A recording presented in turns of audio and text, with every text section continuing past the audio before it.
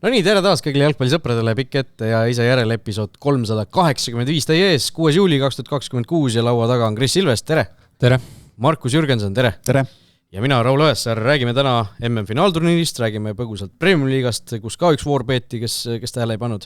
Ja mõistagi vaatame ette siis juba sel nädalal algavale Eurotrallile, ehk siis Eesti klubid, 4 Eesti klubi Eurosarjades esimese mängu sel nädalal juba peavad, nii et üle homme juba hakkab see pidu ka pihta.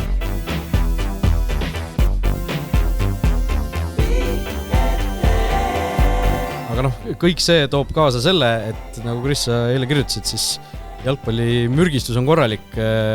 Kas nagu lubasid, ei vaadanud eile öösel siis Inglismaa mängu Meikoga? Ei vaadanud ja aus ülestunnistus on see, et ei vaadanud ka tegelikult Brasiilia ja Norra mängu. Unetundid oli lihtsalt vaja? Oli vaja ja kusjuures ma arvan, 8 tundi tuli täis. Ja pigem tuli, et päris hea on täna olla. Markus, kuidas sinul unega on? Kui palju oled sa hommikuti endiselt vaadanud neid öiseid mänge järele või kuidas sul see järjepidamine on?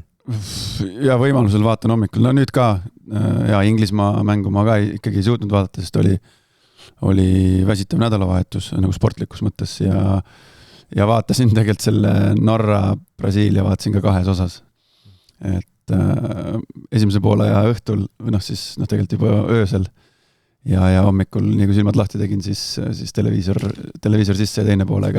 Praktiliselt, kuidas sa selles suhtes käitud, kas sa väldid nagu aktiivselt ka igasugust tulemuste ette vaatamist ja telefoni ei võta? Ja sellisel juhul küll, jah. Ja telekas paned pausi peale ja paned lihtsalt uuesti käima? Ei, ma panen teleka kinni, hommikul telekas lahti, kui koeraga on väljas ära käidud, telekas uuesti lahti. Aga täna ma unustasin ära, et ma hakkan vaatama. Siis ma ikka nagu moodne inimene, piinlik tunnistada, aga telefon näppu on ja tegin mingisuguse asja lahti ja viskas kohe mingisuguse selle mixed zone'ist Casemiro ette. Siis tõmbasin kiirelt telefoni kinni. Siis mõtlesin, ei jõudnud midagi näha, siis panin mängu peale. Et umbes niimoodi ta käib, aga jalkat on palju ja samas nagu mõelge, et see on teie töö, on ju, teie 2 näiteks. See ongi teie töö ülesanne. Aga nagu mõelge tavainimese või minu kas või vaatest, et see tuleb nagu kõigile muule ja tegelikult lisaks. Ehk siis, kui sa küsisid unetundide kohta, siis ma arvan, et viimase kuu keskmine on siuke 6 tunni kandis. Minul kaasa ikkagi eelmise nädala lõpus kuskil reedel, neljapäeval tekkis nagu mingisugune mingi madal hetk nagu tundus selline, et mul oli nagu päeval juba kuskil 1-2 ajal oli nagu ikka väga uimane juba olla ja kuidagi raske oli nagu. Ja ma ikka nädalavahetusel üritasin taastuda vastu laupäeva vist, ma ikka nagu rõhutatult üritasin pika une teha, aga laupäeval oli ikka raske ja pühapäeval ka nagu ma sain enam-vähem okeilt magada, aga ikka oli raske. Et kuidagi see mingisugune nagu madal hetk on, aga õnneks nüüd need öised mängud lõppevad ära, täna vist on, täna ma ei kavatse öösel üleval olla, täna ma üritan magada, aga eile oli reaalselt nagu pärast lõuna oli see, kus ma võtsin lapse nagu ja ütlesin, nüüd me läheme koos lõunaunne, et poolvägisi.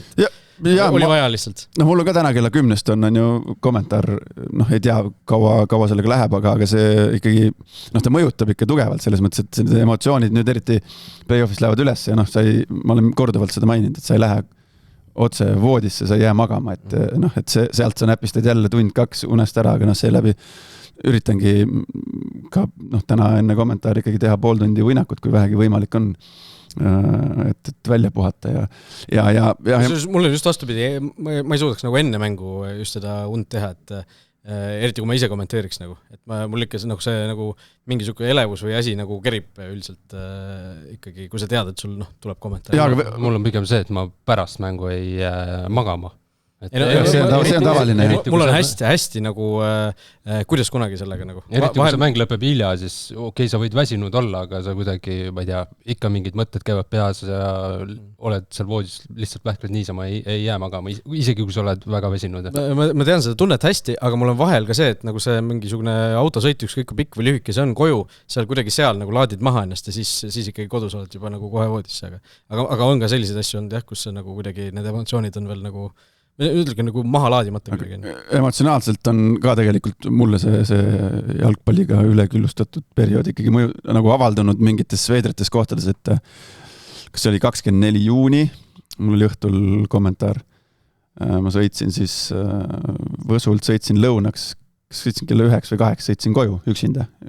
Kõik muu rahvas jäi maha. Sõitsin Tallinnasse koju, 2 jõudsin koju.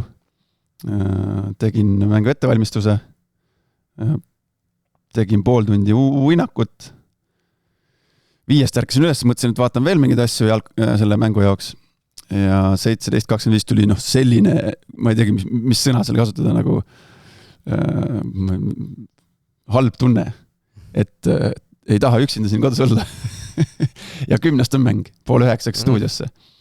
17.25 olin autos, arvuti olin kinni, 17.25 olin autos, sõitsin tagasi Võsule, 6 olin Võsul, grill tööle, 7 oli õhtusöök, 8 söödud autosse, 20.45 olin diisleri kõrval tagasi stuudios, nii et selliseid asju on ka ette tulnud. Et tuleb näpistada, me ju tegelikult näpistame ja pildikult tõesti vaba aega ju pereajast ja mitte vähe praegusele aja hetkel.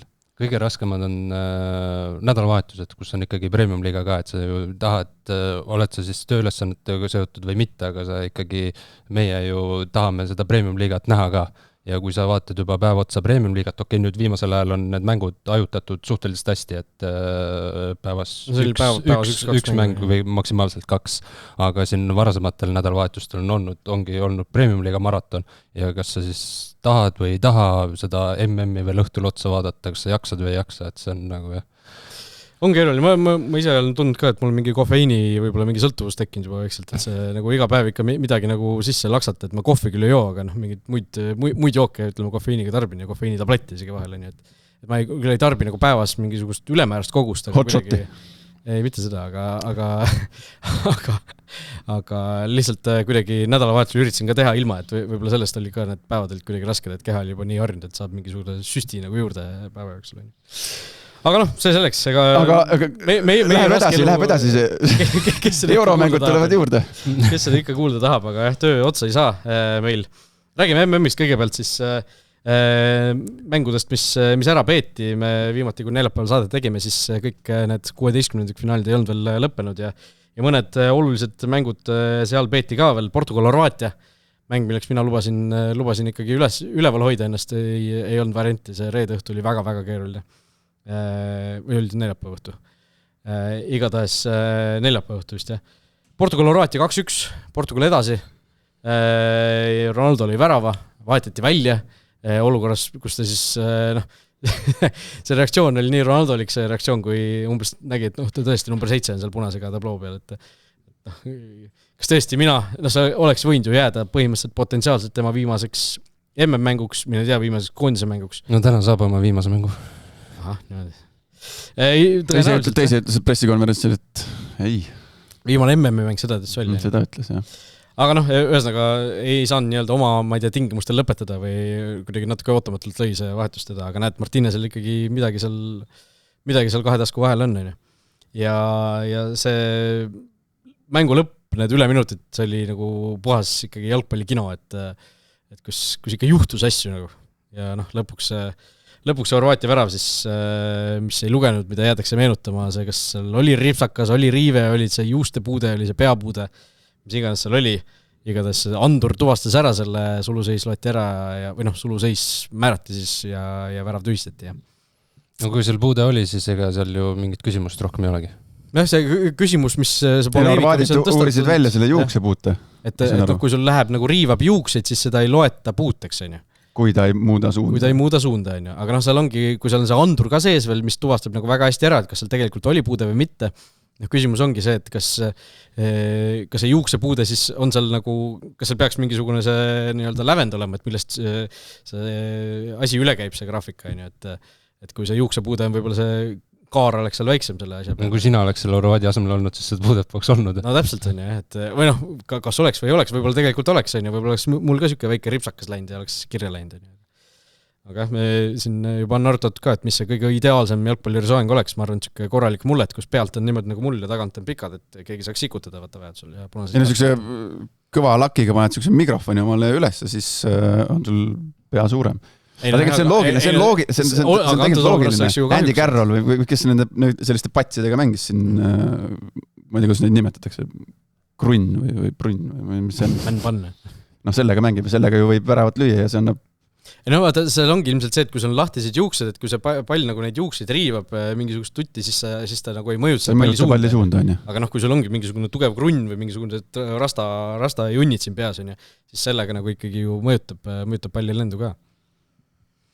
Et keeruline olukord, kui sul ongi sellised juuksed nagu teil, kui ta läheb niimoodi, siis kas mine sa võta kinni, kas ta puutus ainult juukseid või riivas nagu pead ka, No Andur seal sees, ma eeldan, et võtabki selle ära, et kas ta muudab siis suunda või muudab. Kui meil on nagu nii peeneks aetud, et meil ongi reaalselt Andur, mis ütleb, kas puude oli või ei olnud ja kui see Andur ütles, et puude on, siis ma nagu ei näe nagu erilist põhjust lõpuks nuriseda, et see on väga objektiivne otsus selles võtmes. Et küsimus võib-olla tekibki selles reegli sõnastuses, et kui seal on tõesti mingi, et kui lihtsalt juuksepuude ei loe, siis see on teine asi, aga lihtsalt puude oli. Aga mul on hea meel, ma pole kunagi suur Portugali fänn olnud, aga Horvaatia on mulle alati veelgi vähem meeldinud, nii et mul on hea meel ja mulle kuidagi see turniir, see Ronaldo kuidagi ma hoian talle pöialt, just talle ja tema meeskonnale tegelikult, et tegelikult ju tõesti uskumatut asja näeme oma silmaga Ronaldo puhul ja seal hakka lugema veel Messid ja sealt tahapoole, aga just see Messi ja Ronaldo lugu endiselt nagu kõnetab 2026 on endiselt teema nii tugevalt.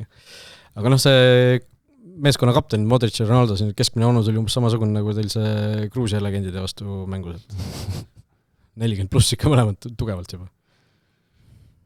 Aga saavad hakkama ja ega okei, nad saavad, sinu poolt nimetatud mehed, kindlasti nad saavad mingit krediiti, aga selles mõttes, kui nad oleksid ikkagi ankruks meeskonnale, siis nad jäetakse välja ka, ega järelikult on neil väga kõrge tase, füüsiliselt on mehed väga heas konditsioonis, ma ei tea, vaata, jälle ma ei taha hüpata nüüd selle Messi peale, aga vaadake Messi füüsilist, ma ei tea, visuaalset väljanägemist, kui ta särgite seal kõnnib, see on ju, ega see ei ole niisama nagu magamise ja banaani pealt ei ole tulnud. See on ikkagi nagu, seal tehakse tööd, et püsida sellises vormis, et maailmameistrivõistlustel esineda niimoodi, nagu nad esinevad. Jah, aga Portugal läks lõpuks edasi raskelt, aga läks, mis on alati peamine sellises mängudes ja saavad siis Hispaania nüüd vastu juba täna õhtul, nagu Kristin enne ütles, siis Hispaania võidab, jah? Saab Ronaldo oma viimase mängu MM-il. Šveits Alžeeria 2-0. Šveits läks sealt edasi, nendest vast väga pikalt ei ole vaja nendest mängust rääkida, kuna meil on muid teemast ka väga, muid jutte on ka päris palju. Egiptus vajas siis Austraalia vastu penalteid, läks ka edasi. Salah seal, mõtleme, mis pinge sel mehel peal oli ja see Austraalia penaltite valik oli ikkagi päris kõva kriitikat see Toni Popovic saanud peatreenerina, et esiteks Matt Ryan panna sinna, kelle vastu siis kohe seal YouTube'ist või kuskilt eeltööd hakati tegema, ja siis pluss alguses tundus, et vaadatakse Real Madridi mingi tipphetkeid videosi, aga kas see Ryan äkki oli kuskil Hispaanias mänginud? Ta oli Levantes ju mängis ja siis seal kommentaator ka ju virvitselt, mis asja, et vaadatakse, kuidas Papee lööb, et mis asja, aga siis unustas ära, et ise oli 2 minutit tagasi öeldud, et Ryan mängis ju Levantes. Et seal ju oli näha ka, et nad panid pausi peal täpselt nagu enne seda löögi hetke, et vaata, mida Ryan teeb. Et selle ikkagi tehti kiirelt see eeltöö ära või korrati üle. Aga huvitav, kas nagu korrati üle või tehtigi reaalselt nagu esimest korda, et ei no, tulnud selle peale? Kohe olemas, vaevalt, et nad võtsid YouTube'ist Mati Ryan mingi penalti seis või midagi sellist, et pigem oli see ikkagi enne ette valmistatud ja nüüd, kui üllatuslikult tuli see väravai vahetus, siis võeti see klipp lihtsalt. Kõige kuulsam ilmselt see väravai vahetus on, mis oligi Tim Krull, mis turniir see oli? 2014 MM. Jah, vist oli küll. Seal ju Hollandi jõus kaugele. Jah, kus ta ju kerkiski kangelaseks. Kusjuures olukorras, kus tegelikult ju hiljem on tulnud välja, et see oli bluff, et ta ei olnud mingisugune penaltikunn, et lihtsalt Van Gaal tegi selle vahetuse, et vastastele panna pähe see mõte, et me tõime nüüd mingi penaltispetsi. Oleks ma väravaht, siis ma näiteks täna Hispaania, Portugal, kui läheks penaltiseerile, ma oleks emma kumma väravaht. Ma hüppaks kõik penaltid väravahina, hüppad näiteks ühele poole. nagu Van der Saar tegi 2009 või hüppad kõik ühele poole. On ju tõenäosus on päris suur, et keegi ikka sinna tuleb. Oli Van der Saar Chelsea vastu, mis aastal oli? 2008 või? Jah, 2008. Kaotsid või? Ei, kui nad võitsid. Kui John Terry vaata libastus selle. Seal oli ju niimoodi, et Van der Saar hüppas kõik penaltid hüppas ühele poole ja mingil hetkel Chelsea mängijad nagu ammustasid seal läbi ja siis viimase penalti hüppas kõps teisele poole ja võttis otsustav ära niimoodi. Nojah, see 5 penaltit, sa pead selle läbi ammustama, sa ammustad selle 3. pealt läbi, 2 pealt sa ei ammusta seda läbi, 2 pealt sa ei ütle, et nüüd, kui ta 3. hüppab. Ja teine asi, kas vastased nagu kas sa suudad mõelda selle? Jah, kuidas see, kui sa oled seal, mängijad ju rivistuvad keskel ülesse, staff jääb ju pingi ette. Seal on 70-80 000 inimest, on ju. Ja need seal osad, kes lähevad lööma, nemad mõtlevad veel oma löögile. Kui pingi pealt keegi märkab, siis aga kuidas see info sinna jõuab, on ju. Et see on nagu sellised huvitavad nüansid, mis ka mängima hakkavad. Jah, ja Austraalias veel see Suuter läks esimest penaltit lööma, eks ju eksis ja siis see 18-aastane keskkaitse, kes mingit teist või 3. koondise mängu tegi, tema ju eksis selle vist otsustava vist isegi, on ju. Või viimase eksimuse, on ju. Et seal Austraalia need penaltivalikud lõpuks olid päris kummalised, eriti tagantjärele tarkusena. Ja siis Kolumbia 1-0 Ghana ka. Kolumbia on niimoodi 80 finaalis, et ma polegi neid kordagi mängimas näinud. Ma vaatasin järele, nad on mänginud umbes kell 3, kell 4, kell 6 ja kell 4 öösel. Kõik mängud meie järgi nagu täiesti. Ma ka vist ei ole Kolumbiat näinud. Et nemad on nii palju kui kuulda on olnud, lugeda on olnud, siis ikkagi muljetavaldavad olnud ja peetakse nagu praeguse seisuga siis üheks mustaks hobuseks või üheks peamiseks mustaks hobuseks. Võtnud selle varakult selle Ecuadori musta hobuse statuse endale. Peaaegu sama lipp, et sama maailmajagu. Ma ikka, minu jaoks on endiselt USA, on see musta hobune. Okei, ja siis üks 16. finaal, millest nagu natuke rohkem tahaks rääkida, on siis see, mis toimus Argentiina ja Roheneme saarte mängus, ehk siis ikkagi see Roheneme saarte muinaslugu ei piirdunud alagrupiga, samas piirdus ka. Ehk siis edasi nad ei saanud, aga kurat ei jäänud üldse palju puudu. Penaltiseeriasse see oleks läinud, Roheneme saartel oleks selge nagu psühholoogiline eelis olnud. Ei, alagrupis said edasi. Ei, alagrupis said edasi, jah, aga selles suhtes, et rohkem nad nagu edasi ei saanud. No jaa, aga mis asja?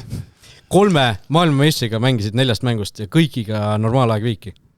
Roheneme saared. Müts maana.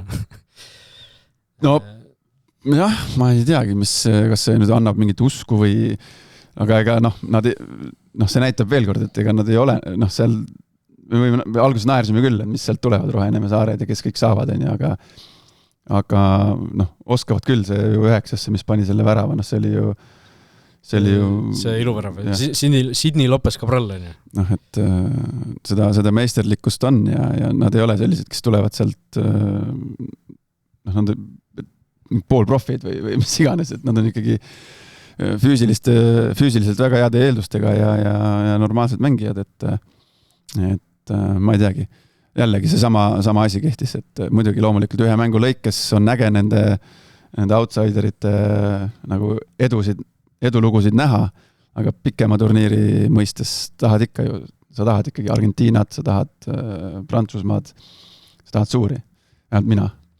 Kris, sina kirjutasid kunagi ka selle arvamusloovist, mis läks paljudele see oli, korda. Sa mõtled seda, et Marokko jõudis liiga kaugele, et see oli vist eelmise MM-i ajal. Jah, ei, see arvamuslugu oli meelega üle vindi keeratud, aga põhimõtteliselt ma olen Markusega nõus jah, et pigem tahaks ju suuri näha, aga samas nende väikeste edulood, need on ju ägedad, ma ise olin ka selles mängus, olin Argentiina poolt lihtsalt, Argentiina sümpatiseerib rohkem, aga kui seal oleks näiteks, ma ei tea, Inglismaa olnud, siis ma oleks 100 olnud Roheneme saarte poolt, et sellised, see on selle MM-i lugu kindlasti, kui nüüd, ma ei tea, Kolumbia, USA, ma ei tea, Sveits finaali ei jõua, või Norra kuhugi kaugele ei jõua, et mis selle loo üle trumpaks, aga praegu ikkagi see Roheneme saared on nende esitus, nende nii kaugele jõudmine, see hetkeseisuga jääb seda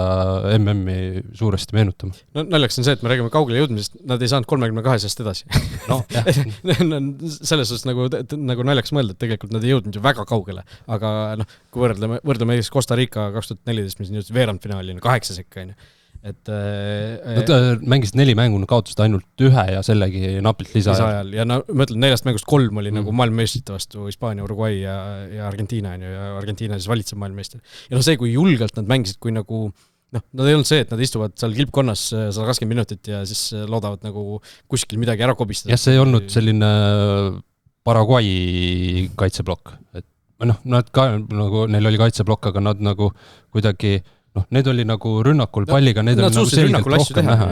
Et see sama Lopez Cabralli värav, see ka ju, see oli ju, see ei olnud niimoodi, et sul 2 sööduga pannakse pall ette ja siis ta ise nagu see Aston Visse lööb selle U17 turniiril ära. Et see oli ju suhteliselt nagu, pikk on võib-olla palju öeldud, aga ikkagi nagu tükk aega kestis see rünnak enne, kui ta selle löögi tegi. Vasakujalgne mees muideks, parem jalaga niimoodi, on ju. Et ja see tähistus oli ka selles suhtes naljaks, ta läks oma mingisugust ilmselt siis naist või kaaslast otsima, on ju. Tükk aega otsis seal, kohtunik juba kutsus tagasi, aga lõpuks leidis naine nagu, ilmselt nagu päris pikalt juba selle mehega koos on, sest ega ta nagu väga entusiastlik ei olnud, et tuli, okei, teeme kalli ära mina. Nagu see, mul tuli sellega seoses meelde, kui see Balti turniir oli ja Karel Mustmaa lõi värava ja siis ta ütles, et ta pärast lõpuvillet tükk aega otsis siin staadionil oma lähedasi perekonda, ei leidnud ja lõpuks tuli Mixed Zone ja ütles, et ta ei leidnud üles, et ta nüüd läheb, otsib nad ülesse. Lõpuville käis, inimesed läksid ära koju. Mis see ikka? Ei, see on jumala huvitav, sest tribüünil olles, ma ei tea, sõber mängib või elukaaslane, siis ju tribüüni pealt, ma olen ise ka tavaliselt, mina vaatan otsa, mul on selline tunne, et see mängija vaatab mul otsa, tribüünil on, ma ei tea, 1000 inimest näiteks. Aga ma olen ka mängija olnud, ma tean seda tunnet, sa ei leia, sa otsid, seal kõik lehvitavad ja sa ei saagi nagu aru. Me räägime siin A Le Coq Arenast, seal, kus meil on 50-60 kuni 80 000 on. Aga see A Le Coq Arenal, ütleme, sa räägid koondise mängust või klubimängus? Mõlemast kusjuures. Ma mõtlen, kas ei olnud niimoodi, et sul tavaliselt nagu kuskil samas sektoris ikkagi istutakse? Ja, aga mängijana sa ei tea neid sektoreid niimoodi. Ei olnud siis ühes nagu niimoodi, et ma ei tea, ilmselt siis nagu sinu kaudu piletid saanud, et need on alati kuskil samas kandis nagu... Ja, aga mängijana oli see mingi Nike sektor või Sportland sektor või seda ma ei mängijana... Sa ei teadnud, kuhu ei. Ja tegelikult koduliiga mängul ka isegi, ka premium-liiga mängudes kui teadsid, et su perekond tuleb vaatama, teadsid, et nad staadionil, siis rivistad ülesse, seisad seal, siis kui seda premium-liiga hümni lastakse ja siis hakkad otsima nagu. Ja kus... siin on ju, isegi kui 300 inimest on või 500 inimest, oli raske on leida. Siis nad peavad ikkagi püsti tõusma ja lehvitama, siis mingil hetkel näed. Aga oli ka kordi, kus ma ei näinudki. Ja pärast siis tekkis arutelu, et kuule, et miks sa ei lehvitanud. Teid ei olnud ju, ja olime küll, me lehvitasime ka, aga sa lihtsalt ei jooma ära seda. Kunagi David Beckhami raamatuses, ma mäletan, temal oli nagu see, et alati kui ta välja tuli, siis ta nagu pidi leidma üles oma pere, kui nad olid vaatama tulnud, et see oli nagu mingisugune väga kohustuslik asi tema jaoks, et ta peab seda tegema, et muidu ta ei saa nagu rahus olla. Aga Roheneeme saarte, nüüd on nad juba maandunud seal koduliigis, võeti vastu nagu maailmameistrid ja see väravaht, see kuulus väravaht on vabagent, vist otsib uut klubi või? Ei ütleme, nagu 32 sekka pidama jäämise osas nagu ega sul nagu vägevat lugu väga olla ei saa, et nagu see tõesti aus on aasta kangelastel, et tantsid tõesti ennast kõik. Ja kuidas ma vaatasin, kus see oli? Üle 20 miljoni jälgija on Instagramis sellel üle 20, rohkem kui Portugalil. Nagu Portugali koondis. See klubi, kes iganes ta nüüd temaga lepingu teeb, see, ma arvan, et see klubi ei tee seda sellepärast, et ta tase on kas siis nii hea või halb, aga ilmselt see ongi suuresti turunduse poolest tehakse. Nüüd temaga, ma ei tea, aastane leping näiteks. Võtta nagu Oliver Lomp meil ka kirjutas, et see nagu, mis see kõik rahaliselt talle tähendada võib, see need 4 mängu MM-il nagu, see on nagu jõhker. Ilmselt muidu ta võib-olla oleks nagu võtnud selle, kes on nagu nõus teda võtma. Praegu ta saab ilmselt pakkumiste vahel valida, nagu, et võta 1 ja 15, pluss sul on sotsmeedias nagu sellise jälgite arvu nagu retse summasid saada. Et elu muutev nagu kogemus, 40-aastane väravaine. Kihvt, sellised lood teevad nagu MM-ist MM-i alati. Ja läheme siis 8-finaalide juurde, mis ka siin algasid. Ja Kanada-Marokko oli ju esimene mäng 8-kus, jah. Ja Marokko 3-0 võitis selle mängu, esimene siis võõrustaja saadeti koju. Ja see skoor oli küll võib-olla Marokko jaoks natuke seda mängu nagu natuke ilustav, et tegelikult Kanada oli kindlasti rohkem mängus sees, kui see 0-3 võib-olla näiteks mulle küll jäi selline mulje vähemalt. No teine pool kõik väravad. ei no see oli joosti korralikult ketti ju neile. See oli minu arust väga küps esitus just Maroko poolt. No lõpp läks see käest ära. Nagu lahendati väga, väga peenelt ära ja Maroko on, me räägime ikkagi eelmise MM-i ju poolfinalistist, on ju. Siis mängitakse 3-4, mis nad neljandaks jäid? Mängisid välja 3-4, jah. Horvaatia sai 3.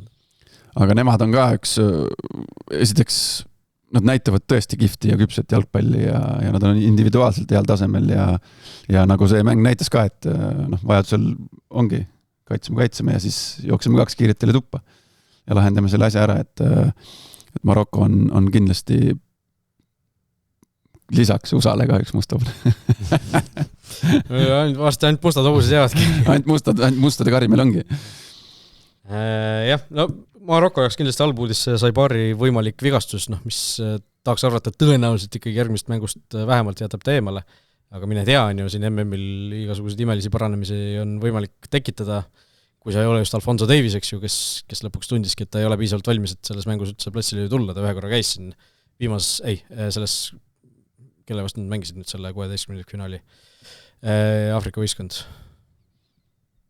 Oli ju. Keda nad võitsid nüüd play-offis? Kanada. Nii tuleb, USA mängis Bosnia. Turniir on nii pikk, et need asjad lähevad juba täiesti aia taha. Lõuna-Aafrika Vabariik. Jah. Võt. Et selle vastu ta tuli ju korra platsile, aga tõesti siin enam mitte. Ja Maroko oli tõesti teine veerandfinaali järjest.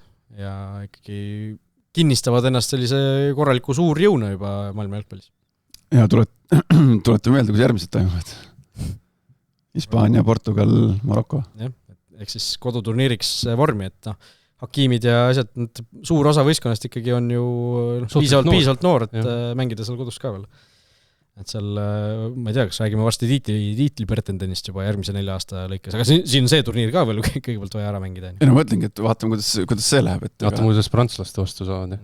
Et see tuleb päris kõva mäng, et Prantsusmaa tegelikult ju esimene päris tõsine nagu test selle turniiri üldse, et kui sul play-offis pannud Paraguay ja kellega prantslased nüüd alguses mängisid Rootsiga, mänge on nii palju, et need asjad juba lähevad segamini. Aga ei olnud Rootsi. Oli küll ju, Prantsusmaa-Rootsi. Nad olid see Norra, Senegal. Ja kes see... Ei, sa mõtled alagruppi, Iraak oli neil alagrupis, aga play-offis oli esimene värstel oli Rootsi. Mänge on nii palju 90, mis see 2 mängu on mängitud. Norraga nad mängisid, aga Norra oli seal põhimõtteliselt tubliga väljas, eks ju, et esimene selline tõsine andmine prantslaste jaoks. Aga Marokol asjad tegelikult väga hästi kokkuvõttes, et seal midagi nagu põdeda ei ole peale selle Saibaari trauma, mis nagu natukene ikkagi nende šansse vähendab. Ma arvan, nad võivad ka juba turniiriga rahule jääda, et mitte midagi nende jaoks ei juhtu, kui nad nüüd kukuvad välja. Mingi võitluslik kaotus, Prantsusmaa ongi soosik seal, on ju, et seal midagi nagu halvasti kindlasti ei ole, et peatreenerid kohe vahetama peaks midagi sellist. Aga Prantsusmaast me juba siin natukene jõudsime rääkida ja räägime siis edasi. Paraguayst nemad said 1-0 jagu. Mäng, mis oli ikkagi päris eriline mäng, et see Philadelphias ilm oli ikkagi nagu... Nüüd oli joogipausi koht. See oli jah, nagu see oleks rahulikult, ilmselt keegi oleks nurisenud, kui oleks 2 joogipausiga tehtud poole jooksul, et ma ei tea, 6 jagatud see mäng kuidagi. Et seda oli nagu füüsiliselt näha, kui palav seal oli kuidagi, see päike ka veel siras seal 38 kraadi, jõhker. Mina pole elu sees olnud õues, kui on 38 kraadi nagu. Ma ei ole kogenud seda mitte kunagi ma ma eigi äkki kuskil soel maal. Ma ei ole sellisel soel maal käinud, kus nii soe oleks nagu tol hetkel. Ja siis seal võtti mängida, on ju? Jah, selle juures veel nagu 9 minti pingutada, et ma ei kujuta seda lihtsalt ette. Ma käisin mõni aasta tagasi, juba päris palju äkki 7, kergejõustiku MM-il Kataris ja ma kogesin seal esimest ja siiani ainsat korda seda, kui ma läksin siseruumist välja, mul tol hetkel olid prillid, siseruumist läksin välja ja prillid läksid uduseks. Tavaliselt on vastupidi, kui sa lähed ju külmast sooja tuppa ja siis lähevad prilliklaasid udused, aga seal oli vastupidi. See oli mingi septembri aeg tavaliselt. Jah, aga no seal oli ikkagi 40 kraadi ka siuke päeval. No mõtleme, mina olen ka Kataris käinud, aga ma käisin nagu jõulude ja aastavahetuse vahel, kui oli siuke Eesti suvi seal. Jah, ma olen ka siis käinud. See oli ka mõnus, on ju, et aga mitte sellise ilmaga, aga see selleks jõudsime siis mingisuguste isiklike juttudeni, et Paraguay, või see esimene veerand oligi, kus oli kõige päikeselisem aeg on ju, mis oligi üks peallöök 2 võistkonna peale kokku, see oli ka mingi kauge üritus, et see ikkagi, see kuumus jättis nagu selge jälje selle mängule. Aga rohkem isegi oli selle mängu lugu nagu see Paraguay käitumine siis võib-olla. Või siis peaks ütlema Prantsusmaa käitumine, nemad said 3 kollast, Paraguay ei saanud ühtegi. No see Paraguay said ühtegi kollast kaarti. No. Milline see Usbekistani liiga pagan veel on, kui sellise asja peale ei anta ühtegi kollast. See on ikka päris kõva asi. No eks see oli nende kokkulepitud plaan ja see, et kollasid ei saanud, see oli muidugi Usbekistani kohtunik oli lihtsalt igaks juht klaarin ära selle, mis et sa arvad, et Usbeki liigas siis selliste asjadest nagu ei jagatagi või? Ilmselt see oli FIFA suunis, eks ju, et pigem lasta mängida ja mitte jagada nagu niisama neid kollasid, aga seal kuidagi mingil hetkel nagu see kontroll natukene võib-olla sellepärast ongi sellepärast me räägimegi vahest ka teleülekannetes, et see ei ole nüüd konkreetselt kollane kaart selle vea eest, aga seal, ma ei tea, 5, 6, 7 sükest väikest kõksu tehakse kokku, siis üldise mängu rahustamise mõttes kohtunik nagu näitab nii-öelda, seda nimetatakse meeskondlik kollane, aga keegi saab sellega isikuliselt, et väänatakse siuke ära, aga mängijana jälle, et teed, vaatad, et see lävend on päris kõrgena ja siis sul natukene see julgus kasvab ja jõud kasvab ja kompad veel piire. No Paraguay mängis nii, nagu neil lubati mängida. Nagu lasti mängida, jah. Jah, nagu me rääkisime ka selle Saksamaa mängu puhul, et kuidagi see Paraguay nagu identiteet tuli välja, see Lõuna-Ameerikas jügline, ongi, sa ammustad, sa astud peale, sa sikutad, sa tirid patsist, kui kohtunik ei näe, pildikult öeldes. Et see nagu tuli selles mängus nagu eriti välja. Mul tundub nagu, et paraguaylased nagu ise ka võib-olla ei uskundki, et neil mingit võimalust on, sest nad olid ju 0-1 kaotusseisus seal lõpus, aga nad nagu ikka nad nagu ei üritanudki väravat lüüa, vaid nad keskendusid sellele, et ma ei tea, Papee närvi ajad ja talle punane kaart ei. No Papee lõpus jaandus selle kätt vist meestele. No jah, võib-olla ei oleks ise kannut. Kõndis ülbelt mööda. Et mõtleme, eelmine saade, kui ma rääkisin ka, et mulle tegelikult meeldib selline nagu sellist asja vaadata, kui sul ongi üks võistkond nagu väga, väga konkreetselt lähebki sellise asja peale välja, aga see nagu kippus nagu üle piiri minema selles mängus, et keegi vigastada lõpuks ei saanud väga hästi, aga ma ei tea, Paraguay nagu ei paljude arvates ilmselt ei läinud sealt nagu auga sealt turniirilt välja, et kuidagi jäi selline plekk külge sellele asjale. Aga nemad jõudsid 16 parema sekka MM-il, nende MM kindlasti selles plaanis korda läinud, paljud neid nii kaugele ju ei ennustanud, ei arvanud. Pärast esimest mängu. Ja ise olles, pane ennast Paraguay meeskonda, siis sa kaifuitad seda samamoodi. Sa tunned, nagu sa saad energiat sellest, sa saad nagu seda positiivset sellest, kui sa näed, et see Mbappé ja oli see ja kõik on kurjad, vihased. Sa teed väikse naeratuse ja paned samamoodi edasi. Küll ja veel ju oldud sellises olukorras, et mis see üldsus arvab või mida vastasmeeskond arvab, sellest on täisi kama 2 nagu tegelikult. See oli lihtsalt nende stiil ja nende valitud teema. 11 Patrick Kristelt vastas pildikult öeldes. Kristeli natuke teistmoodi tegi neid asju, aga sellest me rääkisime ka selle Balti turniiri finaali järel. Aga prantslased pigistasid välja, jah? Pigistasid oma... Aga ma ütlen, see on täpselt selline mäng, kus sa nagu play-offis prantslastena sa tahad selle mängu lihtsalt ära mängida ja edasi saada, et seal ei olnudki nagu oluline see mäng 3-0 või 4-0 võita, eriti kui seal oli selline kuumus. Et lihtsalt tuli see mäng, tuli selle mänguga ühele poole saada ja seda tegid hästi. Nii et 1-0 nemad ka edasi ja läheme nende seksikamate mängude juurde, mis siin nüüd eile toimusid Brasiilia-Norra. Ma ei tea, mina ei ütleks, et see oli nüüd üllatus, et Norra läksid edasi. See ei olnud üllatus, aga kuule, vaata seda mängu. Nii. Palli valdamine 63-4 Norrale. No jah, aga sealt on veel numbrid võid välja võtta. XG oli 2,62 Brasiilia, 1,06 Norra. Ta söödud. Ei söödud, see oli üle 2-kordne vahe on ju sees. Kuhu me jõudnud oleme?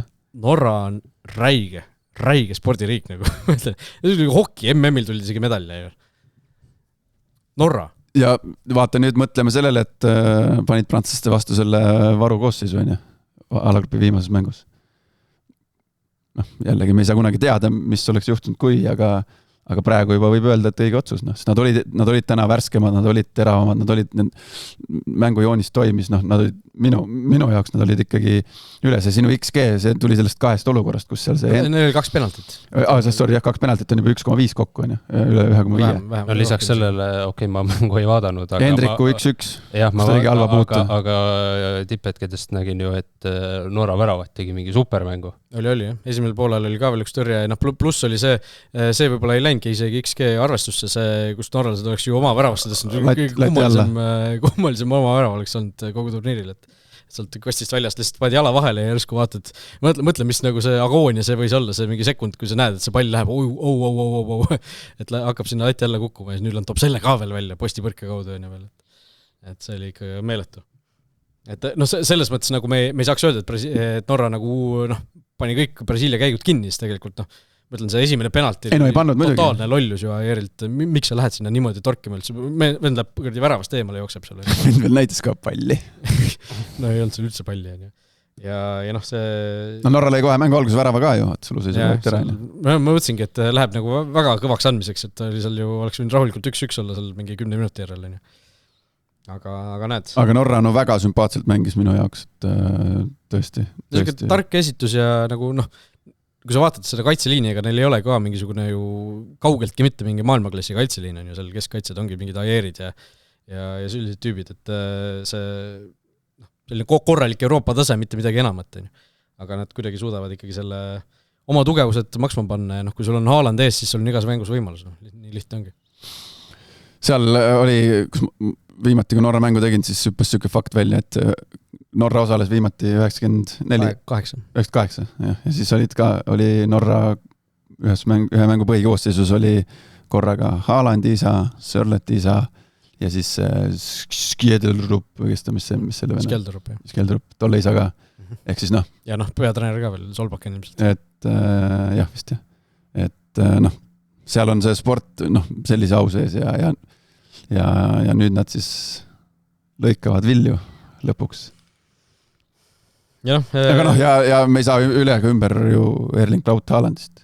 Ja ma ütlen, 7 väravat juba täiesti, minul ei olnud, kui mingites ennustusmängudes pidi neid väravalööjaid ennustama, siis ma mõtlesin, pagan, ma ei usu, et ta nii palju lööb, et ma ei pane teda sisse, 7 tükki juba. 7 peal on nüüd veel Messi ja Mbappé ja 6 peal on Kane ja kõik 4 on veel konkurentsis. Ja täiesti nagu ajalooline see väravaküttide võidujooks ka veel. Meil oli siin mingid MM-id või suurturniirid, kus meil 4-5-ga jagati ära juba ju topscorer. Või mingi EM oli, kus 3-ga saadi kätte see ju. Et see on ikkagi meeletu, mis nagu ründajad järsku panevad. Ja me ei saa veel isegi rääkida sellest, et need numbrid oleks nagu sellepärast kuidagi inflatsioonis, et meil on suurem turniir, sest mängitud on ju, Messil on 4 mängu mängitud, teisel on 5 mängu mängitud. Et see on ikkagi jõhker, mis paugutamine käib nagu, ja see Haalandit teine värav nagu. Ei seal ta... see oli nii ülbe lihtsalt. Ei ta oli nii väsinud, mulle tundus juba, et kuule, mida ma teen, et ma lähen siis löögile, aga jälle näete, samasugused eksimused, nagu me siin Eesti liigas toome välja, rohkem toome neid välja siis, kui euromängud tulevad, aga seal jälle jalga vahelt, löögi blokeerimine, hoiad seal jalad selliselt, et kui sa hoiad selles olukorras, suudad oma jalad selliselt hoida, et sealt ei saa pall läbi minna, siis ei oleks seda väravat tulnud. Lihtne. Kui ta lööb, siis ta peab sust mööda lööma, siis on sul seal väravaht olemas. Sest selle, sa oma kehaga, oma jalgadega sa suudad ikkagi teatud protsendi sellest värava laiusest ära katta selles hetkes. Ja nüüd, seal oli näha, et ta ei tahtnud väga laiali ajada, aga ikkagi piisavalt, et sealt see Haalandi löök läbi läheks ja väravaht ei ulatu sinna taha posti nõnda. See oli täiega laser ka, mis sealt jala pealt tuli muidugi koha pealt, nagu selline löök, nagu sa näed. Ta tõstis pilgu üles, vaatas, ma olen üksinda, mul on 3 pressi vastas, mis ma siis teen? Täpselt sinna oli posti kõrvale. Sinna paberileht ka ei maaks vahele täpselt. Ideaalne löök lihtsalt ja ma ütlen, kui sul on Haaland olemas ees, siis sul on igas mängus nagu mingisugune šanss olemas ja siin võttis, nii Haaland kui Nyland võtsid siis meeskonna selga ja tassid nad Brasiilia vastu edasi. Norras Brasiilia vastu 5 mängu mänginud ajaloos ja mitte kõik võitnud, vaid kõigis kaotus ette. Et ainus võistkond, kellega Brasiilia on mänginud ja pole neid võitnud. Ja juba 5 korda. No aga isegi, suurem sangar oli ikkagi Nyland, et tänu temale oli üldse Haalandil varianti seal neid asju teha. Tema ikkagi hoidis Norra nagu vee peal. Ja see Neymar tuli vahetuses sisse, lõi värava, oma siis viimase mängu koondises pidas, ütles välja ja noh, selle penalti lõi sisse, seal oli Nüülandiga päris see oli Laguse videosid vaadanud. Georg Mattias Laguse Nõmme Unitedi värava videosid vaadanud. Aga see, mul tundus, et seal, kui see seis oleks olnud näiteks niimoodi, et see värav oleks toonud Viigimajja näiteks või oleks seal Viik olnud jalul ja Neymar oleks võinud võimalus juhti müüa.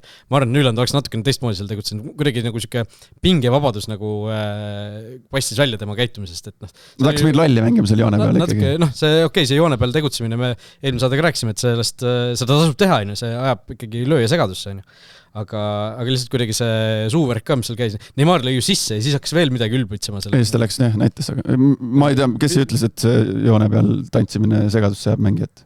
No penaltis Pets Pajunurm ütles. Ei ajada midagi, see ei aja. See ajab ikka närvi jääb ikka see, kui ta sul liikumatult püsib ja ei taha ühtegi liigutust teha. No, erinevad lööjad, erinevad arvamused. See, kui ta seal tantsib, siis tõmble, siis pigem mul enesekindlus kasvab, et kuule, tantsi seal keskel, ma panen sulle nüüd nurka ära. See on pigem ikka nii. No vot, olen lööjast, aga Neymar sai siis sisse, mis ta oli 80 värav siis tema Brasiilia koondise karjääris ja selline omamärane ringi täitumine, ehk siis tema koondise debüüt oli sellel samal MetLife'i staadionil siis New Jersey's, kus siis ka viimane mäng nüüd oli. Ma vaatasin kusjuures järele, 2010 oli juuli lõpus see mäng. Oli vist USA-ga sõprusmäng. See oli lihtsalt meelde tuletada 2010 Neymar oli vist, ta oli 18 ja teda ei võetud MM-il kaasa, kuigi nagu Brasiilia meedia seda nagu nõudis või tahtis. Ei võetud kaasa ja MM oli juunist 10. juuli kuni 11. juuli või midagi sellist, nagu ta tavaliselt oli.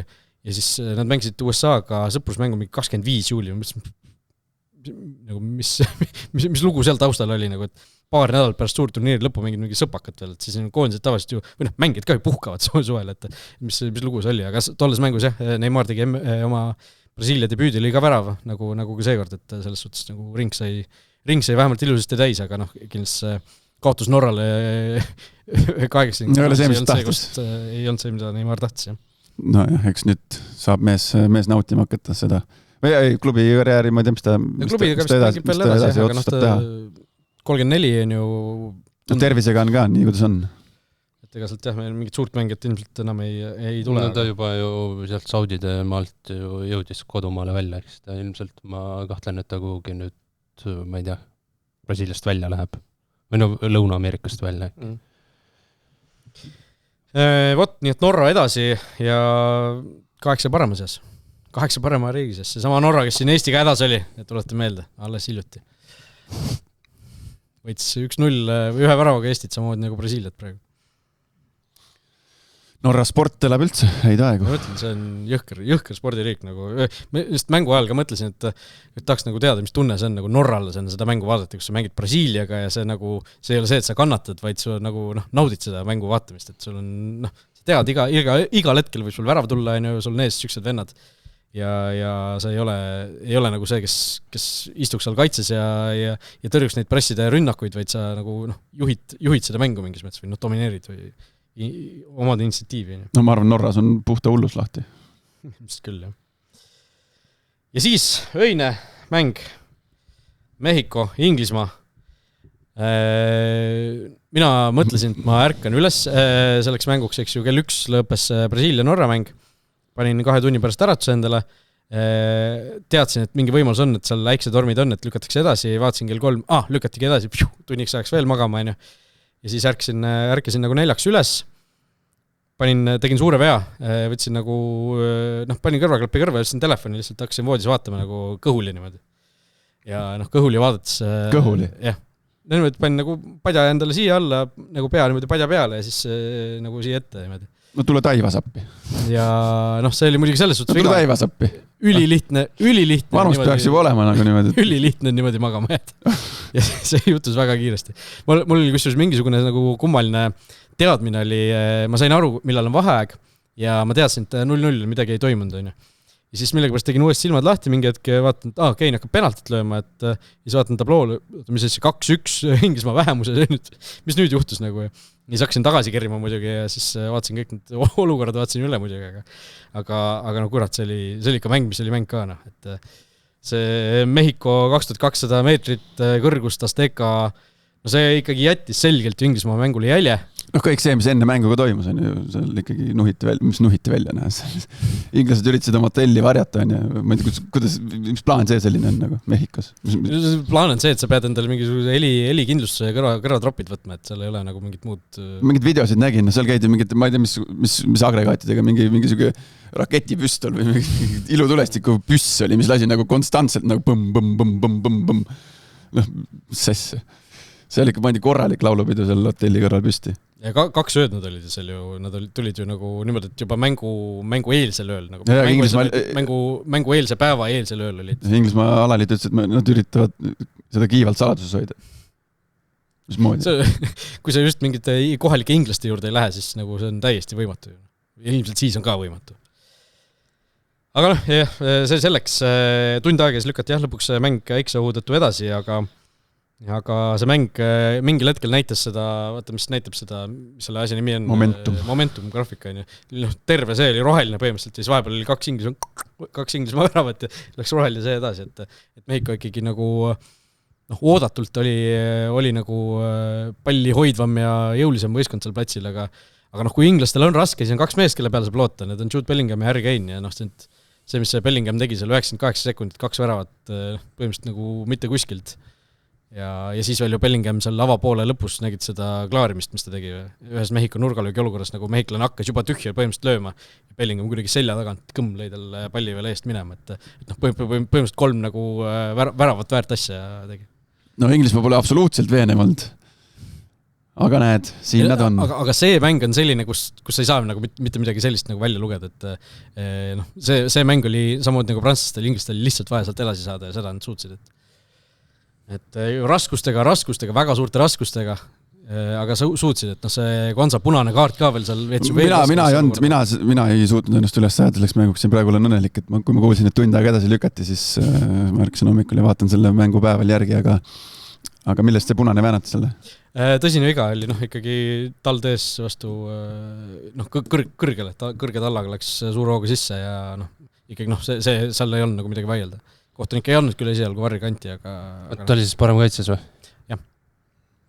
Ehk siis tuli seal natukene asjad ümber mängida, mindi 5-3-1 formatsiooni mindi mängima seal lõpuks. Ja seal oligi see oli natukene enne seda teist joogipausi ja pärast seda joogipausi nagu oli selgelt näha, et kuidagi ilmselt siis Tuchel rääkis midagi, et nüüd nagu poisid istume lihtsalt. Ja siis oligi Inglismaa istus ja kannatas need mingi pool tundi niimoodi ära, et 11 lisaminutit anti. Ja mul oli sel hetkel oli, tunne oli küll selline, et kurat Mehhiko vist lööb ära ikkagi, et ilmselt läheb niimoodi ja kui läheb lisaajale, siis ei ole Inglismaal mitte mingit võimalust enam. Aga kuidagi mingisugused viimased jõuvarud, viimased apniku mingisugused kübemed leiti ja suudeti nagu need üleminutid nagu selles mõttes hästi ära mängida, et seal Mehhikul ei tekkinud nagu ühtegi sellist 100%. No aga see, ütleme, Jude Bellingham 2 väravat ja see sinu klaarimine, aga samamoodi nagu Norra puhul, et sul ikkagi lõppkokkuvõttes on see Haaland seal ees, neil on see Kane ees, kes on ikkagi, võtame selle eelmise ringi, kus ta selle eelmises ringis pääs Kane, nüüd pääs Bellingham, ütleme niimoodi. Kus ta ikkagi selles olukorras, väga keerulises olukorras, seal on näha, et nüüd ma võtan, nüüd ma teen, nüüd ma astun nagu esile, ma võtan vastutuse. Mingit sööduvarianti siin ei ole, ma räägin sellest, oli see eelmise ringis, kus Kane lõi teine värav ja 0-1 tulid välja, on ju. Meisterlik värav, milline jõud, milline tehnika, keha asend polnud ka kõige ideaalsem, aga võtabki just nagu vastutuse, aga samas on nagu meeskonna mängija, et ei ole niimoodi, et ma pean tegema ja ma nüüd ainult teen, on ju. Et ülikõva valuuta inglastel seal täpselt samamoodi nagu Norral on Haaland, et kui ülejäänud asjad toimivad, siis nendel meestel on seal veel lihtsam nagu särada tegelikult nendel hetkedel, kui on vaja särada. Aga inglaste kaitse endiselt on selline, nagu tundub habras ikkagi, aga ma ütlen, see aasta EKA mäng oli selline, mis lihtsalt tuli kuidagi üle elada ja hoolimata sellest, et Mehhiko ikkagi nagu, kindlasti mingis mõttes, kui ma ei tea, see mäng 10 korda mängitakse veel, siis Mehhiko kindlasti saab sealt päris mitu korda edasi, kui mitte enamik korrad, aga suudeti kuidagi see asi enda kasuks kallutada, et ma ütlen, need üleminutid tiksusid nagu, minul ka seal vaadates tüksid nagu üllatavalt kiiresti, et mingid kohad, juba 7 minutit nagu kella pealt ära kulunud, et seal nagu oli küll nurgalöök, oli tsenderdusi, aga mitte kordagi ei olnud nagu sellist väga suurt ohtu, et ma kujutan ette, mis nagu kergendus see inglastel oli lõpuvile järel, kui sa seal nagu seal ilma hapnikut oled ja lihtsalt nagu vajud seal lõpuks kokku, et ja siis Wonderwall kõlas ikka väga magusalt seal. No said tulema. Said tulema, jah, täpselt see on hästi öeldud, on ju. Et ja Mehhiko endiselt 8. finaalis ei saa edasi, ei saa. Sealt edasi ei saa. 3 korraldajast 2 nüüd siis välja langenud ja Mehhiko ei saanudki Ameerika Ühendriikidesse mängima. said kodus ära peetud selle turniiri.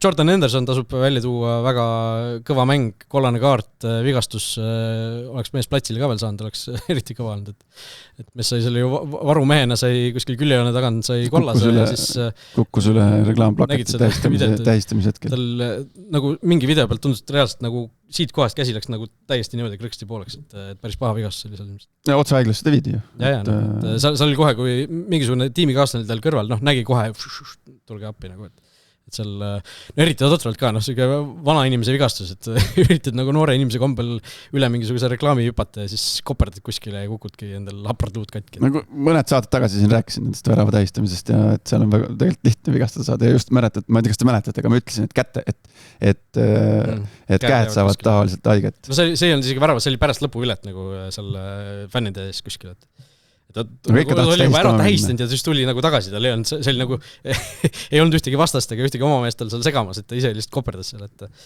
30, mis ta on, 6 ma ütlen, vana mees juba, et peab ettevaatlik olema, ei saa selliseid noore mehe trikki teha enam. Ja ilmselt, tõenäoliselt tema turniir ilmselt läbi, et ega see selline nii katkise käeluuga seal ei, no kui tal käsi pooleks läks, siis on läbi ja kui tal käsi pooleks läks, siis on vist läbi, jah. Harry Kane'i intervjuud nägite pärast mängu? See oli tasub kõrvale panna siis selle Chris Killingu intervjuuga Kalev Cramo, mis oli üks finaalseeria mäng, kus ta oli täitsa hääle ära. Et see Kane oli täpselt sama, et see ilmselt see kõrgus ja mingisugune röökimine, see kõik mõjus, et ta rääkis seal nagu piilupartoonad. Aga eks seal on kõik asjad kokku, jah, see tähistamine lisaks veel sealt tipuründest, Mehhiko ründest, siis karjub seal oma meestele, on vähemalt verbaalselt toeks. Just, nii et Inglismaa edasi läheb Norraga kokku, nii et inglastele kindlasti võtad pigem Norra vastu kui mingi Hispaania või Prantsusmaa, eks ju, aga Norral on täpselt samamoodi on seal võimalus olemas, nagu oli Brasiilia vastu. Inglismaa kindlasti on kõvem kui Brasiilia, aga Norral on jätkuvalt šansid olemas, kui sul on Haaland ees olemas. Ei no kihvt paar süke, et mul on kumb edasi saab, mul ikka hea meel. jah, win-win olukord on. Nii, et meil on kõik peetud mängud räägitud, aga nüüd on aeg rääkida siis võib-olla selle MM-i kõige suuremast skandaalisseni, ehk siis Volarin Balogun, kes sai Bosnia vastu punase kaardi, USA ründaja, USA siis parim väravakütt sel turniiril 3 väravat löönud, pidi siis vahele jätma selle 8. finaali Belgia vastu, aga tuli siis ootamatu teade FIFA poolt, et mehe mängukeeld on tühistatud või oligi vist tingimisi pandud, umbes nagu Ronaldol oli vaata enne turniiri. Ja esimest korda siis MM-i ajaloos selline punase kaardi karistus, automaatne karistus on tühistatud mingisugusel põhjusel. Isegi Donald Trump kommenteeris seda. No Donald Trump ise väidetavalt oli Infantinole helistanud, et kuulge, et äkki saab midagi teha ja näe saigi üllatavalt. Millegipärast ma arvan, et kui oleks sellises olukorras olnud Bosnia mingisugune mees, siis see asi ei oleks niimoodi käinud või Iraani mees, mõtle veel sellist asja. Aga väga nagu ma vaatasin täna hommikul ka seda olukorda veel üle, mille eest see tuli. See on minu arust suhteliselt 50-50 otsus, et kas sa annad punase selle eest või ei anna. Aegluubis see nägi väga kole välja. No vale otsus see ei olnud kindlasti. Aga jah, täpselt, et see ei olnud ka otseselt vale otsus. Et see ei olnud selline mingisugune täielik kohtunik mingisugune täielik ämber . Et Varr andis ka selle, see ei olnud niimoodi, et kohtunik andis sulle punase ja ma ei tea, Varr oli rikkis ja ei saanud üle vaadata. Et kohtunik ei olnud alguses midagi. Ja siis ta trikitati võib-olla ka sellega natukene ära, et seal temale näidati ainult aegluubis seda olukorda, mis nägi päris paha välja. Et sellel originaalkiirusel seal ei olnud ju mitte mingisugustki tahet vastasele jala peale astuda või mingit haiget teha. Lihtsalt kuidagi õnnetult jäi see niimoodi alla ja kui sa sellises olukorras oled, siis see näebki selline välja. Sellised olukorrad on päris populaarsed viimasel ajal. Messi ju pääses vist isegi kaardist. No, Messi, jah, seal ei tulnud ju midagi. Ja mis siin koduliigas oli Anieril ka sarnane olukord, et kuidagi juhtub selliseid asju päris palju.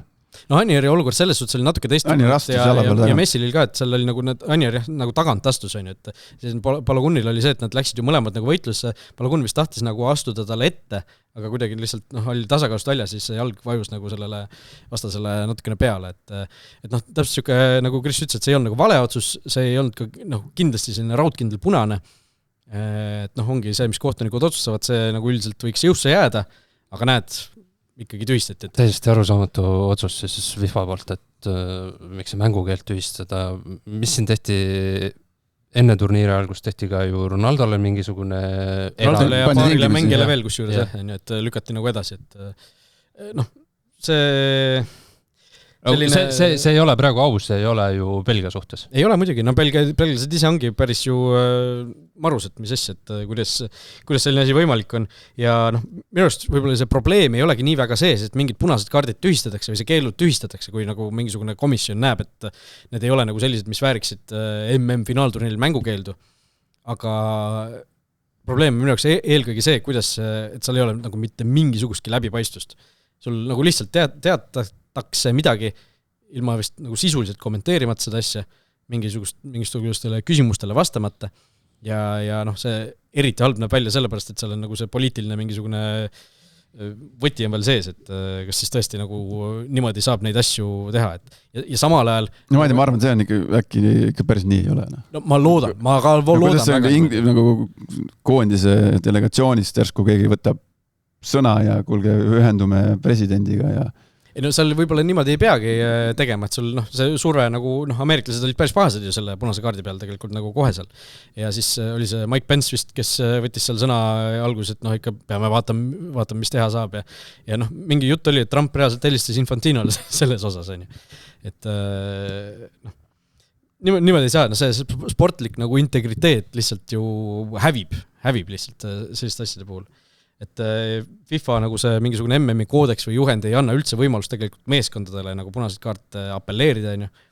Aga kuidagi selline asi ikkagi läksis nagu läbi.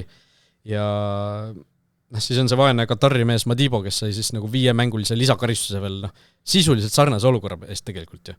Lihtsalt see tagajärg oli õnnetum, olukord ise oli täpselt sama õnnetu. Ja talle määratakse nagu kõpsti 5 mängu lisaks, on ju, ja sellele Balogunile nagu võetakse üldse see karistus ära. Et no nimi loeb või loeb see, mis riigikoondisesse mängida? Ja ma ütlen, oleks olnud Bosnia, oleks olnud Iraan, oleks olnud mingisugune suvaline koondis. No Iraan. No ma ütlen, Iraan eriti. Siis sealt oleks... Need võistkonnad ei mängi ju võrdsetel alustel. Me ei saa niimoodi rääkida. Et väga paha otsus. Fars. Aga USA mängib Belgia vastu ja Balogun on nüüd olemas. Ja saab siis mõtle, kus USA see Pochettino saaks nüüd mingisugust ülemaailmset respekti, kui ta jätaks nagu Baloguni sümboolselt jätakski pingile selles mängus, et ei tookski mängu teda midagi sellist. Aga ilmselt nii ei lähe ja USA siis miks tema on nüüd mehed tema käsutus on need mehed ma ütlengi, et ega ta ilmselt ei jäta, aga USA on koefitsienti järgi isegi kerge soosik Belgia vastu. No vaadates Belgia viimast mängu, päris raskustes vaadates Belgia tervet turniiri, jah. Ja vaadates just USA näidatud mängu, siis ma ei ole ülemäära üllatunud. Kas see mäng nüüd enam muidugi ikka. Koduväljak eelis ka siia juurde. Ja USA lõpuni välja. Jutud.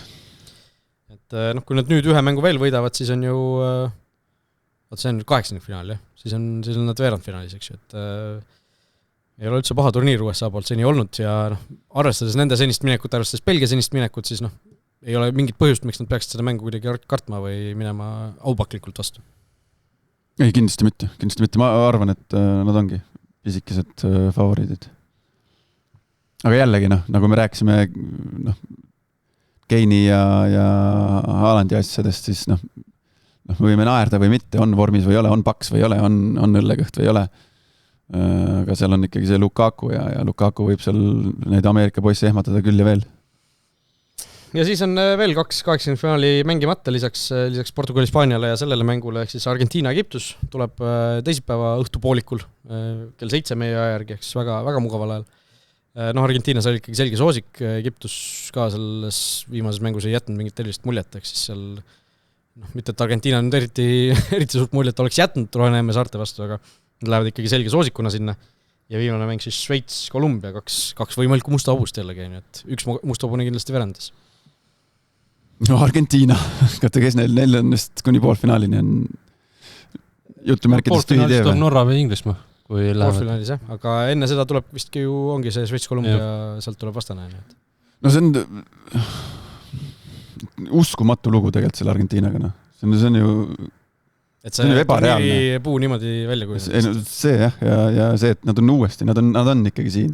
No ma vaatasin, Maradona oli mingil hetkel, oli Argentiina koondise peatreener, mitte väga palju aega tagasi.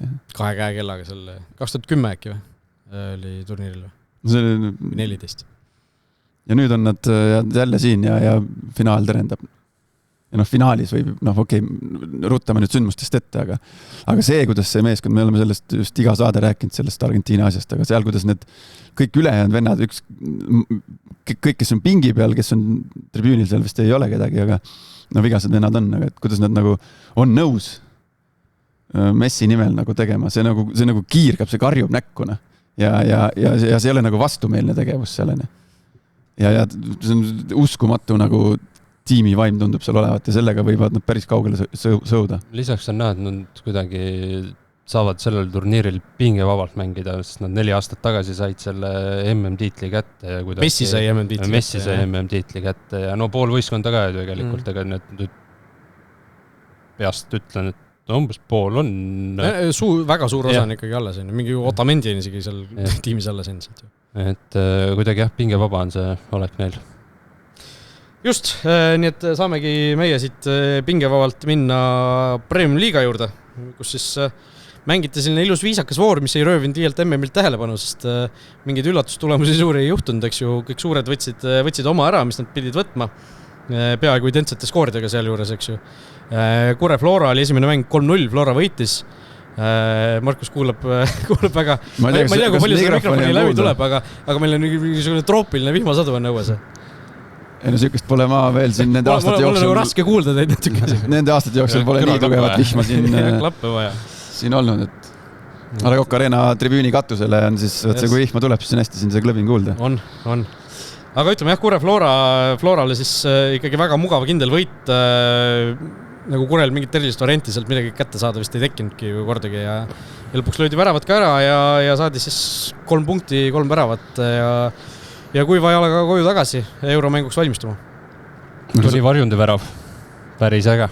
Mis ta võttis 4 meest ette ja oleks võinud selle viimase ka veel võtta, siis oleks nagu eriti kus see, mina mäletan seda liigutust, kus sa tõmbad ühe jalaga hästi kiirelt teisele. Räägi natuke kõvemini. See oli see Iniesta liigutus. Ma ei tea, ilmselt see on kuskilt mujalt tulnud, aga siin 10-15 aastat tagasi ikkagi see Iniesta tegi selle mängis Euroopa jalgpallis kuulsaks.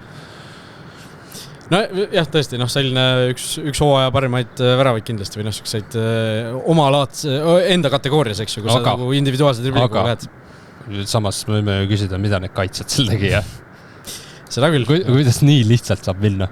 Kure nagu kuidagi, ma ei tea, mingisugune mulje jäi, et nad nagu ei oodanudki sellest mängust väga midagi nagu enda kätte saada ja siis kuidagi nagu, ei olnud see Kure, mida vaata, Kurel on paar mängu selle hooajal tulnud sisse, vaata üks oli Kalju vastu hooaja algus, kus nad nagu täiesti nagu ikkagi, ei olnud nagu enda nägu üldse, et see oli ka üks nendest ja ma ei tea, see väljak oli ka pärast, mida ära kärsatatud või ära liivatatud, nägi nagu ka kuidagi kehv välja, et ei olnud igast asju võib vist väljakuga juhtuda.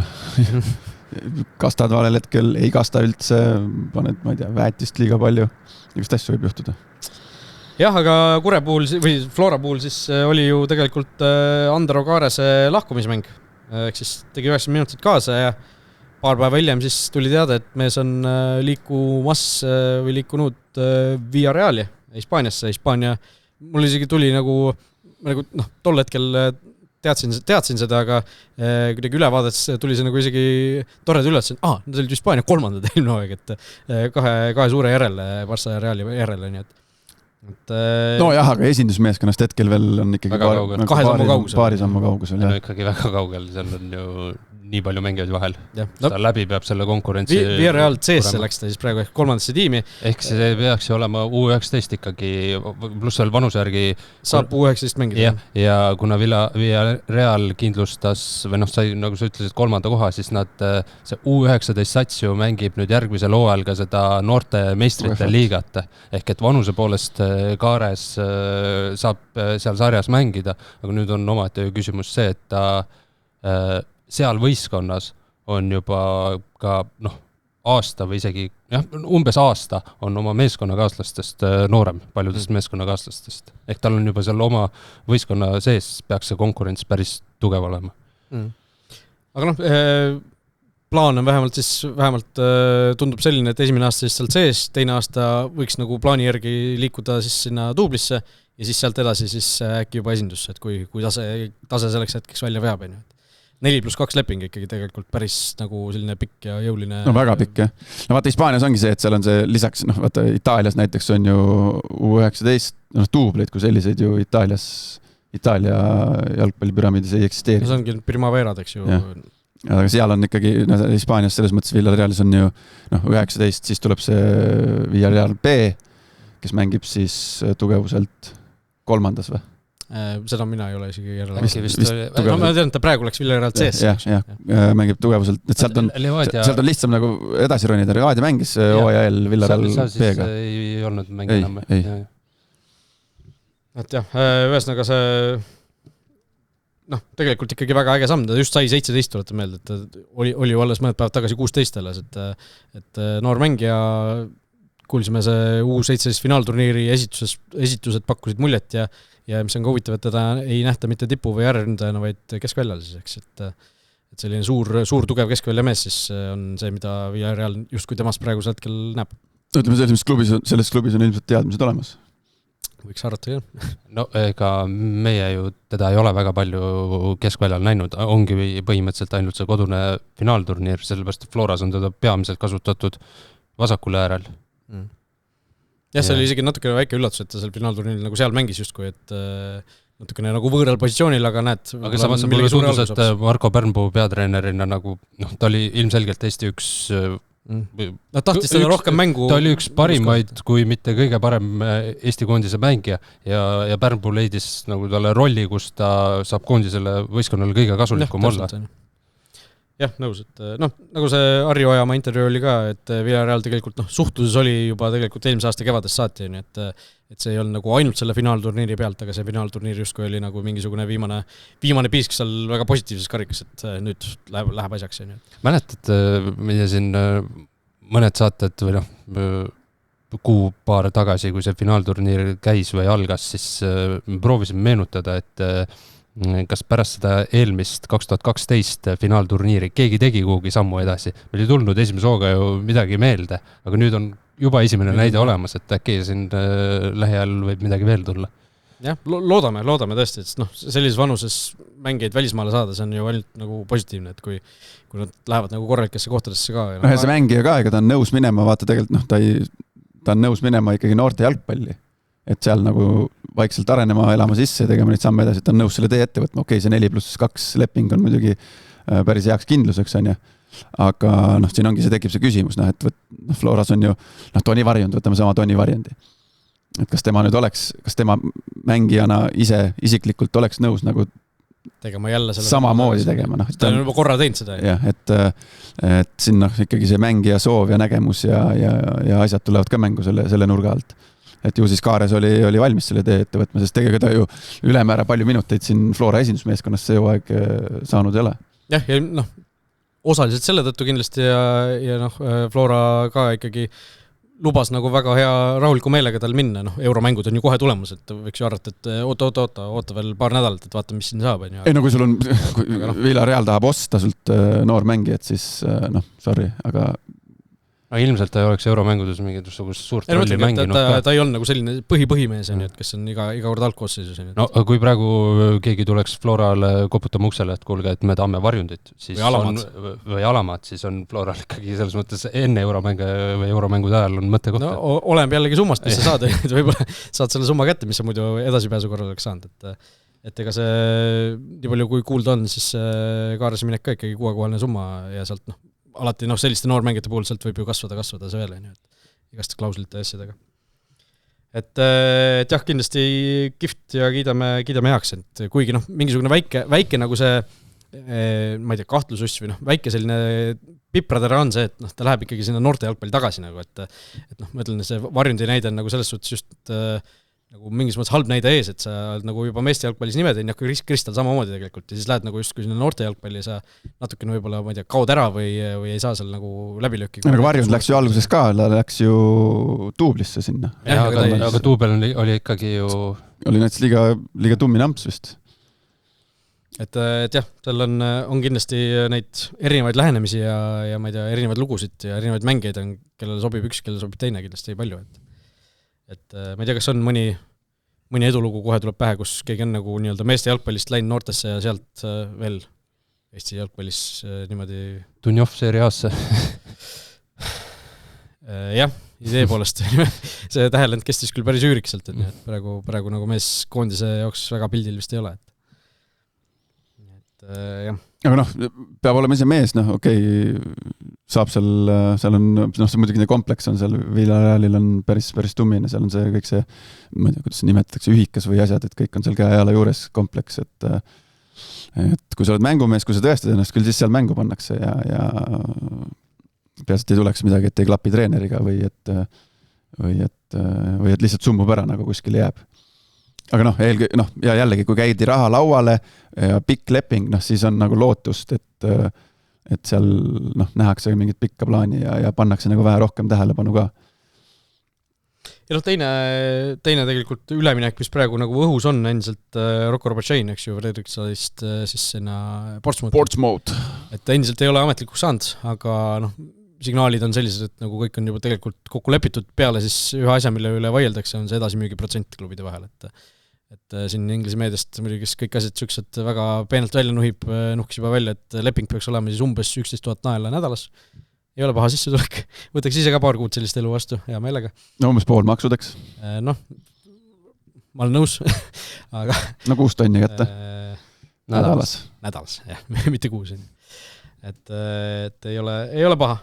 Ja... Ma olen küsinud seal kandis mänginud inimeste või mängijatelt, et räägitakse nädalapalgast, et kas palka saab ka siis korra nädalas? Saab küll minust. Ei saa korra kuus, ikka korra kuus oli. Seal need korvpallipoisid on rääkinud ju seal ülikooli kossus, minust Vaaks rääkis seda, et neile, tema see, ma ei tea, kuidas seda nimetaks, on see palk või mis see on, mis raha nemad sealt saavad? Riisalt võid küsida. Makstakse korra kvartalis. Jah, NBA-s minust on ka äkki 2 korda aastas NBA-s on 2 korda aastas. Päris nagu... See on mingi 100 milline leping. Korraliku nagu selle notificationi saad telefoni, et nullid ei mahu ära, kui on väike ekraan. Aga Kure Flora juures olime pooleli ja teised euromeeskonnad said siis kõik täpselt sama skooriga võidu 3-1, ehk siis Kalju võitis Unitedit 3-1, Levadia võitis Transi 3-1 ja Paide võitis Vaprust 3-1. Ehk siis mingis mõttes sarnased mustrid tulid välja, eriti nagu Kalju ja Paide kuidagi nagu suures plaanis olid nagu natukene sarnased, kaitses natukene võib-olla niisugust võbelust oli näha, aga samas rünnak nagu töötas piisavalt hästi, et seal võeti need oma punktid ilma liigse higistamiseta ära, et selles suhtes euromängu teel kindlasti nagu pigem positiivne esitus kõigi poolt. Või vaidleb keegi vastu? Ei, Paide arvutas seal ju lõpuks ikkagi nende standarditega lahti, 2 nurgalööki ühesugused täpselt, lihtsalt ühel andis oma mees sööd, teisel andis vastane Alo, jah. Et sellisest, see, et nad lasevad jälle, see on nagu murekoht endiselt, et ikkagi enamus mänge lastakse omale taha lüüa värav ja... Aga see kord nad ei jäänud kaotusseisu ise varakult. See, mida siin Tarmo Kink mõni aeg tagasi. Aga Anier sai enne euromänge puhata, mis ilmselt Paidele on hea. Ja. Ma arvan, et Anier, mis ta siin viimasel ajal Premium Liigas on üsna vähe tegelikult mänginud ju. Aga vahetusest sisse tulles ta on alati ikkagi teinud asju. Aga ma julgen arvata, et ikkagi euromängudes ta saab rohkem mängida, kui siin viimasel ajal olema harjunud nägema teda. Ja ma arvan ka, iseasi küsimus, kas ta alustab või mitte. Et pigem võib-olla ma ei tea, võib-olla alustab. on seal suurt vahet, kas sa mängid 20 või 60 minutit. Natuke on muidugi, aga... sa tuled 71 sisse või võetakse sind 62 välja. Ikka on vahe sees. Aga ma arvan, et ta läheb Anieriga. Kahtlustan. Padamosi muidugi löönud siin nüüd ka lõi. Et natuke on see punn nagu ka eest ära saada. No Anier on natuke, ilmselt seal tuleb ikkagi pisut enam füüsiline see asi ja hoolimata sellest Padamosi pikkusest ikkagi Anier on nagu rohkem minu jaoks selline füüsiline mängija, et paneb seda keha ja möllab ja ega tal see lõpetamine on ka, ei ole kehvem kui Padamosil, et Padamosist pigem parem, nii et lihtsalt, et kui see tervis vastu peab, et siis ma arvan, et alustab Anieriga. Pigem on parem, see oli küll aasta üks understatement, et Anieri lõpetamine pigem Padamosist parem. Jah. Kalju kohta ka midagi tarka öelda või? Musoliitin tagasi. Jah, Musoliitin tagasi, eks ju. Ja kohe asjad palju paremini toimivad. See 1+1 kirja, eks ju, sealt oma positsioonilt. Ja söödu ja värava, jah. Aga jah. Ei paista seda Nõmme Unitedi nullimängu kuskilt. Aga et need, seal tuleb ravida, seal üldse kui mingist taktikast või üldse mingitest, ma räägin veel kord, mingitest taktikatest ja formatsioonidest ja mudelitest rääkida, siis tuleb nagu need sinna rohujuure tasandile minna, et mingit, nagu Norbert Urtvar armastas öelda, et põhitõed, pane kiirelt põhitõed. Üks kaitsemängu põhitõed, 5 tükki. Ei no, seal põhitõed. Ja nüüd mina hakkan mingeid asju, ma vaatan, sellistel hetkedel ma vaatan mingeid asju nagu teistmoodi, et kui tulid need serblased meile ja hakkasid taguma, et suvaline näide. Okei, selle pealt Nõmme United lasi omale värava, aga nurgalöögi järgne olukord. Meie meeskond omab nurgalööki, ma olen kastipealne mängija või siis seal keskjoone lähistel siis taha jääv mängija. Need serblased tagusid, et seal ei ole mingit, seal ei võeta midagi omaks, seal ei mõelda, seal ei leiutata. Seal kas sa lööd peale ühega või siis lööd selle palli kas paremale vasakule või lootsa joone. Et seal, ja iga kord, ja absoluutselt eranditult iga kord.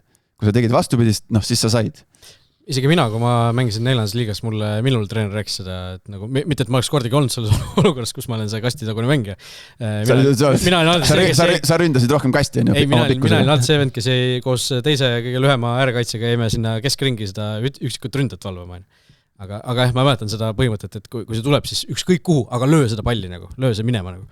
Kas sa lööd väravasse või sa lööd üle, mõlemad on head valend? Sest seal on kaotada nagu palju rohkem kui võita nagu selles mõttes. No Kalju oleks võinud juba esimesel minutil või teisel minutil selle mängu, ma ei tea, kas just kaotada, aga päris selline halb olukord oli, kas oli Vukušits, kes sinna Bergi poole suunas ja seal keegi Unitedi mängijatest lõpuks lõhi posti ja et sealt oleks võinud juba esimesel teisel minutil see mäng hoopis teistsugune. Ja mis seisu pealt sealt see suluseis ka võeti, aga seal sama nagu Tammeka mängus, et kaamera oli lihtsalt, seal tundus küll, et väga 50-50 on, aga kuna kaamera pildist ei saanud nagu vastupidist tõestust. Seal oli täpselt see, et nagu sa ütlesid 50-50, et seal võis olla, ei pruukinud olla, et sealt täit tõestust polnud, et kohtunik eksis. Ja see nurk oli ka täpselt selline, et sa ei saa neid jooni ka nagu väga hästi tõmmata, sest nad nagu jäävad nagu, see tagumine mängija Saka oli selleks ju.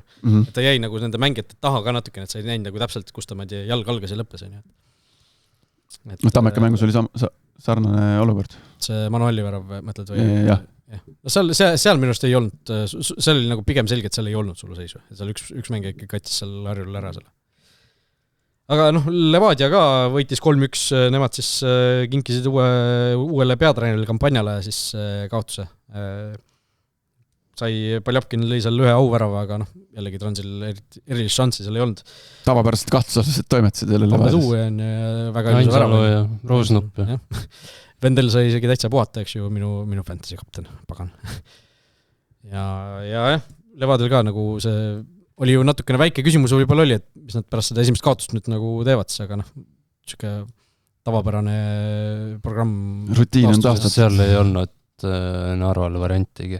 Levadia kontrollis põhimõtteliselt algusest lõpuni, nagu Liivak tegelikult mängu järel ütles ka, et ainult need, kus vahetuste virvar pihta hakkas, et seal natukene Levadial läks mäng võib-olla kontrolli alt ära, aga muidu täiesti tavapärane Levadia, kes on sel aastal olnud. ja täiesti tavapärane Trans, kes sisuliselt mitte midagi ei suutnud tekitada. Väga viisaks sooril Premier League'lt, et me ei võta tähelepanu MM-ilt, et teeme niisuguse tavapärase rutiini ära. Ja Transi järgmised vastased, ma ei tea, kui palju me oleme seda siin sel aastal juba korrutanud, aga nüüd tulevad need tähtsad mängud. Harju, Vaprus United, ehk siis sealt on 2 võitu annab võimaluse. 2 võitu miinimum, ma arvan, mis nad endale võiksid eesmärgiks panna. No ütleme, võit ja 2 viiki on ka niisugune, mis ilmselt jätab nagu ellu nad. Olenevalt nagu natuke teistest tulemustest, aga see Harju, mis nagu Harjul ka praegu toimub, see on ju 9-8 kaotusta. Teine ring, 3 punkti, võit Narvale. Et päris suur pahandus. Harjust rääkides Tammeka Harju mängisidki ja siis Tammeka võitis selle mängu 2-1 kaotusseisust, kohe alguses ju Vainule väravasööt Rudenkole. Harju läks juhtima, aga Tammeka tuli ikkagi tagasi ja Tammeka vastupidiselt on väga-väga hea teise. No see Vainula sööt oli, see oli maailmaklassi sööt tegelikult, see, mis ta pani, see oli ikka tehniliselt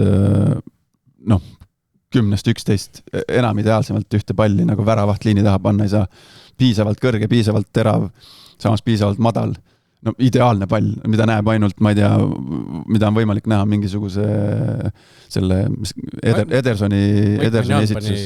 Kas see oligi Paraguay vastu või selles Rootsi vastu, kus ta pani ka ühe ikkagi väga süükse täpselt ideaalse palli sealt See oli ikka, seda oli nagu tõesti ilus vaadata, see oli nagu tehniliselt super sooritus.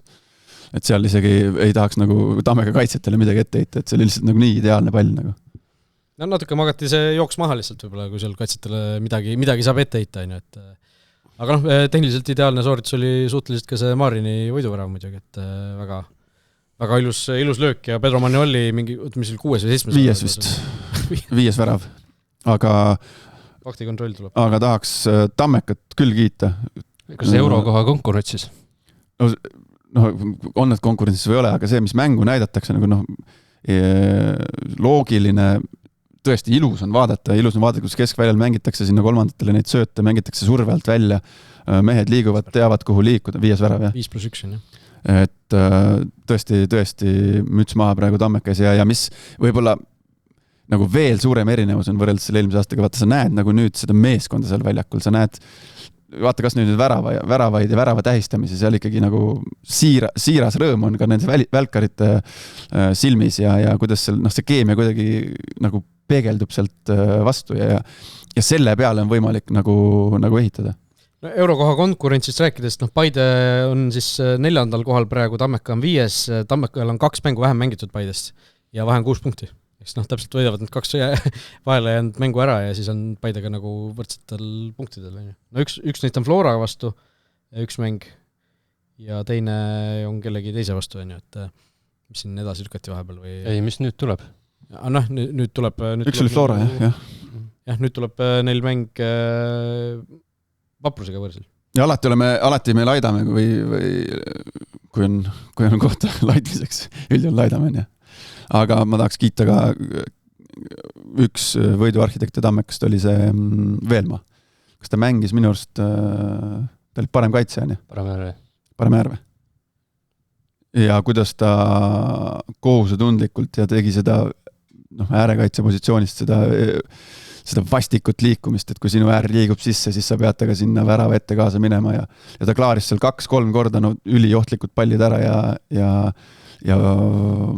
hoidis nendest olukordadest värava ära, nii et kiitus temale ka. See ei ole tal esimene selline mäng sel hooajal, ta on korduvalt sel positsioonil silma paistnud, kas ta oli meil äkki maikuu sümboolses koosseisus ka, et või vähemalt kui ei olnud, siis oli seal piiri peal tõesti. Ja ta ongi, ta on nii universaalne ääremängija, ta ongi kohati on kõige madalamal kaitseliinis, seal kasti ees, värava ees, kas või jõuab kuhugi olukorda, aga samas on ta julgeb paremalt äärelt, kui ta rünnakul on, ta julgeb keskele minna, ta võib vabalt sinna vasakule kuhugi nurgalipu juurde ja välja joosta, kui on vaja, et ta on nii suure raadiusega. Oota, aga Tammekal ongi nüüd vaikselt hakkab see olukord tekkima, kus nad käristavad selle vahe selle ülend tagumise viisikuga lahti, et kui nad nüüd Vaprust võidavad, Vaprus ongi 6. kohal, kui nad nüüd Vaprust võidavad, siis neil on ühe vähem peetud mängu juures 6 punkti Vaprusega vahe. Ehk siis ja teistega on praegu juba 7 punkti. Ja siis on see järele jäänud või mis mäng peetakse järele Floraga, see on selles mõttes halb mäng, et just kui tahaks Flora võitu, et ta oleks Levadiale pakuks tiitliitluses konkurentsi, aga samas tahaks selles mängus ju Tammeka võitu, et oleks esineliku heitlus põnevam. Jah, tõesti. Aga sinna mänguni see on ju augustis millalgi pandi see praegu, et kui nüüd Flora kaugele ei jõua, siis see toimub augustis. Ja see on varsti käes. Jah, on tõesti, suvi läheb kiirelt. Esiliigas ka paar sõna, lihtsalt suur mäng oli seal ju Velko Viimsi vahel, kus siis oli nagu õhus korra see, et kas Viimsi võtab selle vahe natukene tagasi Velkoga, aga... Ei, no seal oli pigem õhus see, et kui Velko võidab selle mängu, et siis kas hakkame Premium-liiga piletit juba välja jagama. Aga praegu on olukord siis selline, kus mäng lõppes viigiga 2-2 ja Velko edu on siis 11 punkti, Viimsel on üks mäng vähem peetud. Ehk siis teoorias 8. Sarnane olukord nagu Levadial Premium-liigas, eks ju, et ikkagi vahe on suhteliselt selge. Ja Velko on 18 mänguga 54 väravat löönud. Laasner on üksi mingi 20 natuke alla. Laasner on 19. Ja sai nüüd Käblik vist tuli tagasi ja läks Velkosse või? Hispaaniast tuli tagasi. Tema see reis Tartust Tallinnasse, Hispaaniasse, Tartusse tagasi. Jah, tuletan meelde, mõned hoovad tagasi Tammeka oli see siuke noor ründaja, kes hakkas väravaid lööma järsku. Levadias esinduses vist ei saanudki võimalust. Ei, kas tal ei ole mitte äkki kirjas umbes mingi üks mänguminut, üks värav või? Sest ta oli Kalju vastu vist lõi mingi penalti, siis tuli lõpus, ta oli mingi nagu mitte siis 25 või 24 hooaeg äkki ja oli niimoodi, et ta oli üks mäng ja üks värav. Vot jah, ennustuse juurde. Ennustuses ka siis, kuna oli suhteliselt igav voor, siis oli hea punktivoor ennustuses. Välja arvatud siis nendel, kes läksid sellise riski peale välja. Markus Jürgenson, võib-olla sinu otsa vaatame eelkõige, kes siis Unitediga vist läksid jällegi alt. Nii et sinu siis 5 punktis sai 4, aga paljudel teistel siis täisvoor 5-5. Ja olukord siis selline, et tagantpoolt alustades Jürgenson 47, Heiti 48, Kris 49, siis on 3 51 peal Laura Krestinjak ja Viivatpet ja mina 56, nii et ei tasu ikkagi niimoodi avantüüri peale minna. Mõttetu ennustus panedes. Aga uus ennustus on meil ka ja seda siis ainult 3 mängu peale, sellepärast nädalavahetusel siis esineliku tiimid ei mängi, nemad mängisid ette ära siin paar nädalavahetust tagasi. See 3 mäng on väga tervitatav. Vahe ei saa väga suureks eriseda. Mitte selles mõttes. Elu korralduslikus mõttes. Selles mõttes. No 3 mängu igatahes kõik on sellised tabeli tagumise poole omavahelised, ehk siis nagu tähtsad, aga ennustuse mõttes ka põnevad, et pakutakse erinevaid asju. Harju versus Narva, siin on nüüd kõik peale Heiti pakuvad Harju võitu. Harju, kes on, tuletu meelde, 9-8 kaotunud, on ju, pakutakse nende võitu. Narva on umbes samasugune seeria, eks ju, kui veel pikem vist. Heiti pakub siis Transi võitu võõrsil. Narva lihtsalt vähemalt selle esimese mängu põhjal uue peatreeneri käel, Levadia oli tugev vastane, aga ei jätnud väga... Koosseis oli ka suht sama nagu alati, ja mis see ikka. Vaprus versus Tammeka, siin on nüüd pakutud kõike. Max, sina lähed jälle avantüüri peale, tuleb välja, sest sa oled ainus, kes pakub Vapruse võitu selles mängus. Tõsi, jah? Viiki pakub Kristina Kangur ja kõik ülejäänud siis ennustavad Tammeka võitu, kes on praegu väga hea soos. Aga suvine Rannastaadion, mine tea. Eelmine aasta ju Vaprus ikkagi omas väga tugevalt Tammeka telefoninumbrit, kui siin inglise keelest neid väljendeid üle võtta. Ma mõtlesin, et pigem ongi, et suht ühesugused ennustused on nüüd selles voorus. Ei, United versus Kuressaare, siin on nüüd mitte keegi ei paku Kuressaare võitu muideks, mis on võib-olla natuke üllatav. 2 Viiki pakkumist mina ja Kristinjak ja ülejäänud siis pakuvad Unitedi võitu kodus. Mina äkki panin ka Viigi või? Jah, mina ja sina pakume Viiki, Kristinjak ja teised pakuvad siis Unitedi võitu. Tuleb päris põnevad mängud ühesõnaga. Tulevad. Aga põnevatest mängudest rääkides. Sa ütlesid, et tervitatav, et 3 mängu on nädal lõpus, aga 4 mängu on enne seda. Ära unusta, et meil tulevad euromängud. Juba üle homme siis kolmapäeval kell 19 Flora versus Iberia, meie jaoks siis eurosuve alustaja. Ja seesama Iberia, kes siis eelmine aasta Levadiaga mängis, tuletan meelde, see oli vist ju konverentsiliiga teise eelringi mäng pärast seda, kui RFS-il Levadias esimese mängu kaotus oli niimoodi. Lisaajal oli see Robert Kirss, kes Levadia edasi viis Gruusias. Ikka päris raske. No, ma mäletan seda mängu päris selgelt, see ei olnud väga lihtne. Ma ütlen, Iberia ikkagi mängu pildi poolest oli nõks vist üle, aga Levadia lihtsalt õnnestus need asjad ära lüüa ja tõesti mingi Kirsi kole värav oli või? On mul õigesti meeles. Kõhuga lõi äkki või? Äkki midagi sellist. Senderdus sinuga koos tegime. Oksendati sisse ühesõnaga lõpuks on ju, et ega Floral midagi lihtsalt ei tule, ma arvan, et Iberia on kerge soosik. 2 mängu kokkuvõttes eriti kodus võib-olla suhteliselt 50-50, et siin Tallinnas kodus mõtled? Jah. Ehk siis Iberia väga suuri muudatusi tegelikult koosseisus pole teinud võrreldes eelmise hooaega peale seda, et peatreenerit vahetsid juba pärast seda, kui Levadialt tappa said, siis treener sai säkki, eks ju. Ja neil, mis veel välja tuua, et neil on siis 17-aastane mees seal eesrünnakul Andrea Bartešvili, keda siis seostatakse tippklubidega ülemineku osas, et mitte lihtsalt tippklubidega, vaid Liverpoolide ja sellistega, et need noored grusiinid ikkagi on siin hinnas. Ja tabelit juhivad koduliigas. Jah, on siis Gruusia meistrid ja sel aastal ka läheb hästi. Nüüd küll värskelt superkarika turniiril finaalis said penaltiseeris kaotus, aga sellest ilmselt liialt morjendada end ei lasta. Ja Floral ikkagi Floral on ka küsimärke, ja eriti see kaitseliin. Äärkaitsed on ikkagi nagu selge küsimärk, et kuidas nad lähevad. Kure vastu ju Kuraksin oli seal ääre peal, paremal äärel seekord. Tovstik on ka ju ikkagi päris palju siin ikka võbelenud viimastel nädalatel, et mul nagu sealt nagu erilist kindlust mul ei ole nagu... Tervis oli Antonov parem kaitses. Haiseb selle järgi, et Kuraksin vasakul ja Antonov paremal.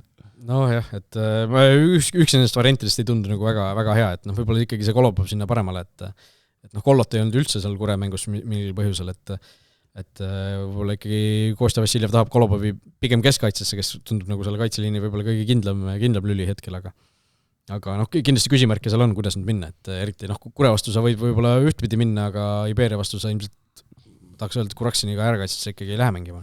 No ma arvan, kui Flora tahab siit midagigi kätte saada, siis nad karm küll, aga kodus on vaja võita. Mis seal nii karm on? Peabki võitma. Et võõrsil mänguks mingigi variant jätta. Levadia ka ju võttis 1-0 kodus, eks ju, ja siis võõrsil oli 2-2. Jah, Levadia ka kodus alustas võiduga, kuigi see mäng oli ka selline, et vedas, et see võist kätte saada. Varr oli või ei olnud, aga mingi värav tühistati ju seal, eks ju, vist oli ja igast, see kodumängu võit on see, mis nagu Floral annaks korraliku platvormi, aga nüüd, mis kolmapäeval tuleb ja järgmisel nädalal, need võivad olla Flora selle hooaja kõige tähtsamad mängud üldse. See esimene ring meistrite liigas, kui Flora tahab kaugele jõuda, tahab põhiturniirile jõuda, Eesti klubid tahavad neid koefitsiendi punkte saada, siis see paar praegu on üli oluline. Jah, tuletan meelde lihtsalt eurosarjad on niimoodi üles ehitatud nende meistrite jaoks, et kui sa esimesest ringist meistrite liigas saad edasi, siis sul on 2 õlekart veel, eks ju. Kui sa esimeses ringis kaotad, siis sul ei ole enam ühtegi õlekart. Kukud konverentsiliiga teise ringi siis kohe. Et siis sa pead konverentsiliigas 3 vastast alistama, et saada põhiturniirile. Kui sa esimesest ringist edasi saad, siis sul on järgmisest 3 vastasest 1 pead võitma, et saada põhiturniirile. Et siis meeletu vahe tegelikult. Et see esimene mäng on selle tõttu väga-väga, esimene vastane on üldse väga-väga oluline. Ja lihtsalt, meile tuletuseks, me oleme praeguses seisus väga suures ohus, et me kaotame selle 1 eurokoha ära 2028. aasta suveks. Siis üle järgmine aasta. Järgmine aasta meil veel on kindlasti 4 võistkonda Euroopas, aga küsimus on nüüd praegu selles ülejärgmise aasta. Ja selle aasta põhjal jagatakse siis 4 kohta meil välja, pluss 3 see aasta siis ja siis vaatame karikat järgmine aasta alguses. Just, nii et Iberia siis kolmapäeval kell 19, Soccernet TV-s ülekanne ka, nii et kindlasti, kes mingil põhjusel ei saa tulla kohale, siis saab ka meilt seda mängu jälgida. Aga jälgida saab ka siis Kalju ja Linfieldi mängu, mis on siis neljapäeval Pärnus Rannastaadionil. Kell 19 on mängu algus, Linfield siis Põhja-Iirimaa rekordmeister, maailma rekordmeister, kõige enam oma riigi meistritiitleid üldse maailmas jalgpalli. Mitu korda siis? 3-40 juures või? 58 äkki. 58. Šoti klubidel on ka ju päris palju. Aga nad on omavahel natukene ära jaganud, aga nad ei ole ka palju maast tõesti. Aga Linfield on nagu Põhja-Iirimaal ikkagi aastakümneid olnud nagu valitseja, aga lõpetas eelmine hooaeg siis alles 4. koduliiga. Ehk siis napilt said üldse eurokoha. Aga no seal on kahju, et kodumäng on esimene. Ma arvan, et see on tõesti kahju. No, jah. Linfield on, ma ütleks, et kõik arvestades ikkagi väike soosik. Ilmselt ikkagi see eurokogemus, nad on ju silmselt igal aastal Euroopas mänginud ja vahel mänginud ka päris hästi. Aga Põhja-Iirimaa... Kalju on ka Euroopas hästi mänginud. Kalju on ka hästi mänginud. Küll mitte nii hästi kui Linfield. Linfield on siin ikkagi ju vist ka põhiturniirile saanud siin viimase mõne aasta jooksul. Aga Kalju suur eelis selles mängus on see, mis on ka Levadia eelis selle Caernarfoni vastu, on see, et Linfield tuleb pre-seasoni pealt. Okei, pre-seasonil mängiti just ju Schöning Larseni vastu, Kilmarnocki vastu, aga ikkagi Kalju on siin nagu sõiduvees ja Linfield alles nii-öelda kogu poogu. See on mingi selline lause, nagu tundub, nagu ma oleks seda mitte ainult eelmine aasta kuulnud, aga... Viimased 10-20. Ei, nii on, aga nii on, tegelikult on ju. Selle, mäletame Flora Eintracht kas või Eintracht tuli ju pre-seasoni pealt ja Flora oli lähedal, et neile Mis mäng see oli kunagi siin mõned aastad tagasi, kus oli ka pre-seasoni pealt mingi punt, kes oli enamus koosseisust välja vahetanud ja nägid välja siin nagu täis huumoriklubi. Suht korralik punt oli, ma ei meenu praegu, kes see oli siin. A. Le Coq'il mängisid. Aga ma ei mäleta seda, aga jah, see on variant selles osas, et ei ole see mängurütm nii hea, aga seal taotakse neid sõprusmänge, nagu sa ütlesid, et aga jah, 50-50. Ega mingid, mis sa ütlesid? Minu ütlesin 50-60, nii Flora Iberia kui Kalju Linfield minu jaoks 50-60 ja tegelikult ka Paide Hegelmann edasi minnes. Flora Iberia ma paneks ikkagi... Või ütleme, seal võib-olla on... Ikkagi ma paneksin Iberia poole... Või 40-60. Iberia poole kaldu. Aga selles suhtes võimalus on selgelt olemas, et see ei ole midagi võimatut, need on kõik mängitavad vastased, eks ju. Ja siis on jah, Hegelmann Paide, esimene mäng siis võõrsil Paide jaoks Raudond Vaarise staadionil, Sokkanet TV vaatajatele tuntud naistekoondise mängudest Leeduga, mis on seal päris mitu tükki olnud viimase vist aasta jooksul isegi. Ehk siis väike koolistaadion just 1500 iste kohta.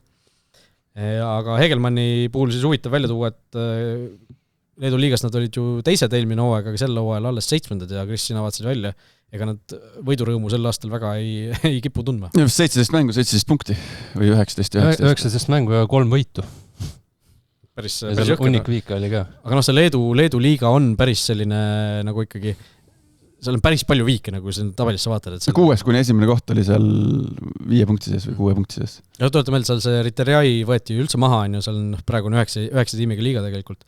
Ja see tabel on nagu väga ühtlane olnud, et see 7. koht ei pruugi alati midagi tähendada, aga seal oli tegelikult päris omajagu vahet oli sees juba, et seal ei olnud nagu, nemad ei olnud 6 punktiga maas liidrist, vaid nemad olid ikkagi 10+ punkti seal tugevalt esinelikust, või esinelik oli vist umbes... Ja 6. kohast on nad maas päris korraliku portsuga. Aga kui me Paide poolt vaatame, siis natuke nüüd selle koondise pausi järel kingi käel käima saadud, et ei ole neid selliseid suuri sammakaid tulnud või suuri allajäämisi, nagu see on pigem on suuri võite võetud või nagu tugevate vastu võite. Et see on kindlasti asi, mis annab lootust ja suures plaanis ikkagi peaks olema nagu enam-vähem võrdsete vastasseis. Leedu tiimid ilmselt on natukene rahakamad, natukene võib-olla toekamad selles mõttes, aga meil nagu me oleme Leedu satsidega mänginud nagu võrdne võrdsega viimasel ajal. Mul on Paidesse usku sel aastal millegi pärast, just arvestades seda, et mängitakse nende leedukatega, kellel ülemäära hästi ei ole läinud ja nagu sa ütlesid, Paide pigem on ennast leidmas viimaste nädalate jooksul. Jah. Et jah, ma loodan ka, et seal ikkagi suudetakse võõrsilt vähemalt viigiga tagasi tulla ja siis on juba rannakal ju vormistamise küsimus. Mis Levadia mängis siin paar aastat tagasi, nemad olid siis meistrina. Mängis täitsa üle need leedukad. See FA Šiauliai, kas nad olid meistrina? Ei olnud, see ei olnud meistrina. Ei olnud, mängisid Šiauliaiga, mitte Salgerisiga. See jah, FA seal mängiti korralikult üle. See oli selge ülekäik. Aga see oli ka väga tugev Levadia. Et kuigi mängiti üle, aga tulemuse poolest oli ju, kas esimene mäng oligi võõrsil 2-0 ja A. Le Coq Arenal mängiti rahulikult 0-0. 0-0 kodus kindlasti. Charlie Hall läks veel bussiga koju pärast vist. Aga Paidel hea ka, et nad on siin viimastel aastatel käinud seal Armeenias ja Gruusias ja kui nad võidavad, siis tuleb jälle sõita vist. Ei no seda küll, aga nüüd vähemalt see esimese ringi see reisitoetuse raha, et see ilmselt midagi jääb kätte ka. No jaa, aga eks need Leedu punt vaatab samamoodi, et ega nad mängivad ka, nad teevad ka trenni, nad on ka jalgpalliklubi, nad saavad ka asjadest aru ja nemad vaatavad ka, okei, meil on hooaeg, on praegu üle kivide känduda. Aga et nüüd Euroopas, me saame siit mitte päris naabrid, aga Balti riikidest saame vastase ja samamoodi ihuvad hammast. Nad ootavad ka, Paidel 14 punkti maas liidrist. Mida meil karta. Aga see on jällegi selline vastasseis, kus me tahaks edasi pääsu. Kui me tahame seda eurokoefitsiendi punkte, siis sellised vastased on vaja ära võtta. Et kui me nendest ka jagu ei saa, siis me ei väärigi 4 kohta. Me ei väärigi seda 4 kohta. Ja kui sellest väärimisest või kui me sellistest vastastest jagu ei saa sellest rääkida, siis see Caernarfoni ja Levadia vastasseis, see on selline, kus nüüd me peame nõudma seda edasi pääsu, et need Walesi tipu tagumise otsa klubid siis ütleme niimoodi, et me ei mängi ju Walesi liiga tagumise otsa klubidega, vaid selle Caernarfon oli vist liiga 4, eks ju eelmine aeg, et need on sellised võistkonnad, kelle vastu ikkagi Eesti tiimid on selgelt soosikud. Et selline 65-35 soosikud vähemalt. Jah, sealt tahaks edasi pääsu. Aga võõrsil mängud alati, seal Briti saartel on sellised, on sellised, mis on? Tere tulemast Pardale! Tere tulemast Pardale! Lõpuks ometi on mu töö, 3 aastat tööd on vilja kandnud ja Raul Ojasaar hakkab mõnest asjast aru saama. Lõpuks ometi. Jah. Briti saartel need võõrsil mängud on alati sellised... No Ibeerias ei ole või, see Ibeeria koduväljakul? No seal ju, ma ei tea, Paide pani ju ära neile ja Levadia pani ka 2-2 ju, mis seal küsimus on. Aga nüüd, see esimene mäng lihtsalt vahel on selline, mis läheb nagu üle kivide ja kändude ja siis kodus pannakse nagu tamp peale. Vaata, mis see Kalju eelmine aasta seal Iirimaal mängis ju... St. Patrick'iga, jah, lõpuks olid 9 ja kannatasid seal ja... Aga mis nad tulid ära, mingi minimaalse kaotusega? Lõpus vist löödi vära. 0-1 kaotasid, seda me tegime ka sinuga vist. Jah, jah, igatahes Levadialt me nõuame selgelt võitu ja teised paarid on sellised, mis... mulle meeldib sõna nõudma. Küsime, kuidas seda sõnastada siis? Me ootame võitu. Ootame ju kõigilt võitu, aga Levadialt on nagu põhjustada nagu ikkagi küsida. Jah, ütleme, Levadia mitte edasi pääseme sellest paarist oleks väga suur pettumus. Aga midagi nõuda meil ei ole õigust. Pettumus oleks ka teiste paaride puhul kaotuseks ju, aga mitte nii suurem. Ma ütlesin kõige suurem pettumus. Ei öelnud, aga nüüd ütlesin. Kõige suurem jaba õnnestumine. Levadia kaotus oleks altminek. Euromängude kohta veel midagi? Mis see... Caernarfoni mängud või Levadia mängud on ka siis Sokant TV-s, ütleme ära selle. Teie saate siin kommenteerida seda esimest mängu. Mis see siis kõige suurem tõenäosus on, et Levadia läheb edasi? Teine tõenäosus võiks olla Paidel, 3. siis Kalju ja 4. Flora. Jah, ma niimoodi paneks selle, aga need teised vahed on suhteliselt väiksed ilmselt. Jah, loetum uudis oli siis Andero Kaarase intervjuu pärast siirtumist Villarreali. Ja küsimusi on meile tulnud päris omajagu, nii et kinnitage turvavööd. Mattias, kiidame teda pika kirja eest. Männilanne. Ei olnud Männilanne. Limberg. Ei olnud ka tema. Kiitis meid siis järjepidevuse eest, tänas kajastuse eest, kiitis meie saadet ja siis esitas sellise kolme teravikuga küsimuse. Tema hinnangul siis hakkavad FIFA otsused segama jalgpalli sportlikku olemust. Esimene küsimus siis, kas FIFA on reeglitega läinud liiga kaugele ning kohtunikud ja VAR kipuvad muutuma mängu peategelasteks? Või on see paratamatu hind, mida tuleb maksta suurema distsipliini, läbipaistvuse ja kohtunike autoriteedi nimel? See VAR-i osas polegi ammu sellist korralikku vaidlust pidanud või mingisugust arutelu, et mis me sellest VAR-ist siis praegusel ajal arvame, kus ta on ju tegelikult õigusi nagu veel juurde saanud. Et sellise objektiivsuse tagaajamine tegelikult, see kindlasti tuleb mingisuguste selliste, seesama Horvaatia näide on ju selliste asjade arvelt, et kus ei selle varriga ongi nii, et kas seal ei saa mingit vahepealset asja alla, kas on, nagu täiega on, või siis teda ei ole. Ja Eestis on ju mõnes mõttes vahepealne asi. Et kurat, paneme siis surume läbi selle, et meil tuleb see nagu Eesti varr on nagu üle maailma. Et ma ei tea, kas see MM-i varr on nüüd nagu, kas ta on keerulisem või lihtsam kui meie oma? Just meie oma on nagu mõnusam. Premium-liiga varr on nagu arusaadavam ja kuidagi meil pole nurka, davai, kõik saavad aru, pole nurka ja siis pole tõestust. Või siis see, et me vaatame neid juukse ripsakaid. Visuaalselt vaatad, et on ühel liinil, siis on ühel liinil ja ei ole sulgu. Eesti Premium-liigas ikkagi peakohtunikul on jäänud see väga suur kaal tema otsusele. Suurem kindlasti, kui MM-il, kus sul on 100 kaamerit ja iga nurgalt on kõik asjad näha.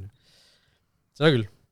Aga ma ei tea, ma ei ole suutnud nagu tänase päevani nagu seisukohta võtta, et nagu suures pildis, et kas ma nagu olen kahe käega poolt, selle varri poolt, sest ta võtab emotsiooni ära, ta võtab jalgpallist emotsiooni ära, aga ta toob nagu ausust, ikkagi ta toob see protsent ju õigeti otsuse tegemiste protsent või muutmine on ju tõusnud, on ju. Minu jaoks ikkagi aga mida me tahame saada, jah, see on küsimus. Minu jaoks see kaalub nagu üle ikkagi just selle positiivne pool kaalub selle negatiivse üle, et see, kui meil jääksidki nagu samasugused mingid Palogunni punased, mingid analoogsed olukorrad, kus kõik videokordused näitavad, et tegelikult ei oleks pidanud olema, ma ei tea, penaltit, ei oleks pidanud olema punaskaart, oleks pidanud kellelgi olema punakaart, mida ei antud ära. Et me nagu unustame võib-olla ära, kui sageli tegelikult sellised olukorrad juhtus. Või kui sa mõtled ka praegu, iga varri sekkumine tegelikult on ju olukord, mida väljakul ei vilistatud ära. Mingisugused penaltid, see sama Brasiilia Norra mängus, mõtle, kui Brasiilia ei oleks penaltit saanud sealt, see oleks ju tegelikult oleks skandaal olnud. Või kus see Belgia läbi tuli, kelle vastu, mis nad lõid 125 lõid selle penalti sisse. See on niisugune 50-50 olukord, et seal see oli korralik hüpe. See ei olnud nagu nii selge olukord. Kui seal ei oleks viga olnud, Tielemans oleks sealt viiegasti nurgast selle palli võra. Ei me räägime jälle, hakkame millimeetrist rääkima, aga me räägime, ma ei tea, see Lampardi sellised olukorrad on ju. Aga jällegi me ei saa ju nagu, me ei saa nagu seda võimalust kanda sellele videokohtunikule, et siukseid asju vaatame, aga neid siis ärme vaata. Seda on ju ülikeeruline kuidagi reguleerida niimoodi. Et sa ainult objektiivsed otsused vaatad, et ühtegi veaotsust sa ei vaata. Ja, et ma ei tea, ma ei ole enda sees nagu otsusele jõudnud, et kas ma nagu pooldan seda või mitte. Meil pole varri, siis me räägime, et küll on ebaaus, et võiks ikkagi vaatama hakata ja siis kui me nüüd vaatame neid asju, siis öeldakse, et võetakse emotsioon ära ja inimeste eksimus on ju kindlasti kohtunike elu, ma ei tea, huvitavaks teada, kas kohtunikud, mis nad ise arvad, kas nende elu on lihtsamaks läinud või keerulisemaks? Kohtunikele ikka meeldib varri. Nojah, et ta teab, et tema eksimus parandatakse kohe ära. Teine küsimus sellest kolmesest kahvlist. Juba turniiri algfaasis on kõlanud esimesed kihlveokahtlused, ma ei tea, kas ta seda nüüd mõtleb, aga võib-olla mingid kokku mängu kahtlused viikide puhul viimase voorus on ju. Samal ajal räägivad treenerid ja mängijad üha valjemini ülitihedast mängugraafikust, kasvast koormusest ning isegi kohustuslikest joogipausidest. Kas 48 meeskonnaga formaat on loonud olukorra, kus sportlik kvaliteet hakkab paratamatult kannatama ja süsteem logisema või näeme lihtsalt iga suure reformiga kaasnevaid kasvuraskusi? Ma arvan, kvaliteet, see koht jäi esimesena kõlama mulle, et kvaliteet ei kannata, sellepärast, et ma arvan, et see, kui eelmised turniirid olid 32 meeskonna osalusel, ma arvan, et see tugevuselt, ma ei tea, 26 koondis on taseme poolest suhteliselt sama, mis maailma 40 näiteks. Mina mõtestasin seda küsimust just pigem niipidi, et kas see koormus on nagu liiga suur, on ju, et sul on üks ring ka veel juures, eks ju, sa pead tiitlini jõudmiseks võitma 8 mängu või mängima 8 mängu. Aga see on ainult 2 võistkonnal juures? 4. Seda on niimoodi ka. Aga lihtsalt see on jällegi vastukaaluks, et see turniir on ju pikemaks venitatud, eks ju, et sul ju alagrupis sisuliselt mängu nädalas on ju, et mitte seal iga 4 päeva tagant 8 tükki järjest. Et seal nagu selles mõttes võib-olla see argument ei ole nii suur, aga see mängukoormuse üldine kasv, kui sa vaatad palju need mingisugused ma ei tea, Arsenali ja PSG-ga mänginud või Man Cityga mänginud meeskondade mängijad, kui palju nemad nagu kokku saavad neid mänge lihtsalt hooaja jooksul, seda on ikka päris jõhker nagu see summa, mis sealt kokku tuleb, on ju. Et noh, eriti Premier League'is, kus sul on nagu iga mäng selline sõda ja andmine, et kus sul ei ole nagu selliseid mänge nagu, ma ei tea, Bayernil või PSG-l on oma koduliigas, kus sa rullid seal 5-0 üle ja saad võib-olla vaevu higi lahti, et üks Baskotsi klubikaaslane on ka praegu MM-il ja peaks olema veel, kas on konkurentsis või ei ole, äkki oli Belgia koondises, no igatahes vahet ei ole. Gendil ju kohe varsti hakkavad euromängud, ta alles lõpetab eelmist hooaega põhimõtteliselt. Siin on ju, jah, kellel just oli siin mingil Soome klubil või Kupsil on ka või mingi, Roheneeme saarte üks mängija oli ju Kupsis, on ju, kelle pealt nüüd Kups saab päris kopsaka ju selle mingisugune ikka sügavalt 6-kohalise summa saab ju FIFalt nagu seda kompi, jah, et no põhimõtteliselt langes just välja ja kuule, meil on ülehomme euromäng, et kebi kohale, on ju, et ega jah, seal nalja ei ole, et seal võib-olla uus hooaeg tuleb kohe peale.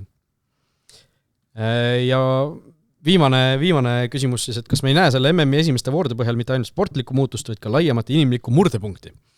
Euroopa tippklubide mängijad saabuvad koondistesse pärast rekordpikki hooaegu, üha suuremat mängukoormust, pidevat vaimset pinget, järjest lühemat taastumisaega, kohati jääb mulje, et mõned traditsioonilised suurriigid ei näita enam oma täielikku võimekust, vaid pigem seda, mida nende mängijad suudavad pärast peaaegu katkematut klubi hooaega veel endast välja pigistada. Võib-olla inglaste puhul natuke Declan Rice vajab 2 kuud puhkust, ma arvan, pärast seda Saka ju ei olegi nagu, vaata, et põhikoosseisu kohta nagu saanud, sest ta on lihtsalt nii läbi tundnud. Ei no füüsiliselt ei ole see midagi, see on vaimne pool on lihtsalt see, mis eks nad füüsiliselt on ka, vaata, mis kas või need samad näited. No mis sa teed 60 mängu aastas, see on mäng nädalas. Ja nad teevad, Rice üldjuhul teeb täismängud ka veel. See on mäng nädalas keskmiselt. Mis see nüüd? No natuke rohkem, sest sul suvel sai mingi kuu aega ikka ju puhkada või siis hakkab pre-season juba peale.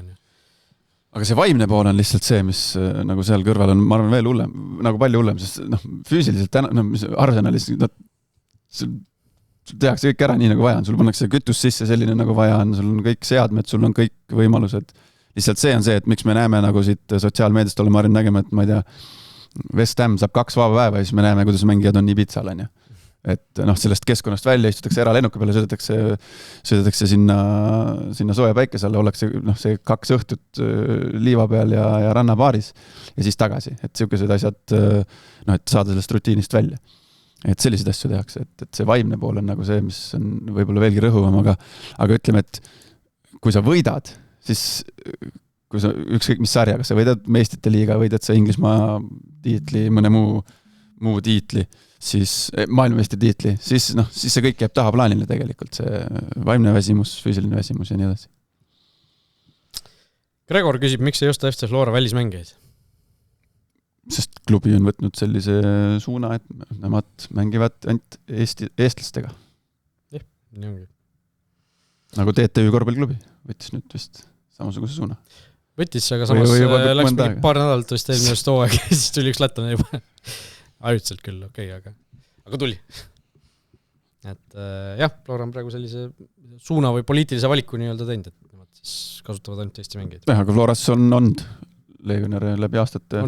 Mis aastast nad hakkasid seda Eesti mängijat? Kus mingi hetk tuli järsku? Kas see oli see eurohooaeg, kus ma ei tea, see Nurmela oli viimane välismängija igades, aga kas ta oli, siis oli veel satsis või ei olnud, aga igatahes jah, see umbes sellest 10. ikkagi. Ehk siis Nurmela on praegu viimane legionär, kes Flora särki kandnud. Jah.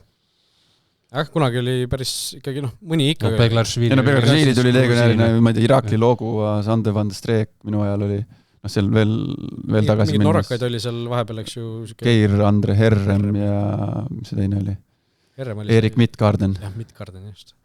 Ja seal olid ju mingid paar Afrikast. Juha Agola. Samal perioodil, kus need Midtgardenid ja Herremid olid ju. Oli üks mingi, mis pass tal oli? Lamin Suma.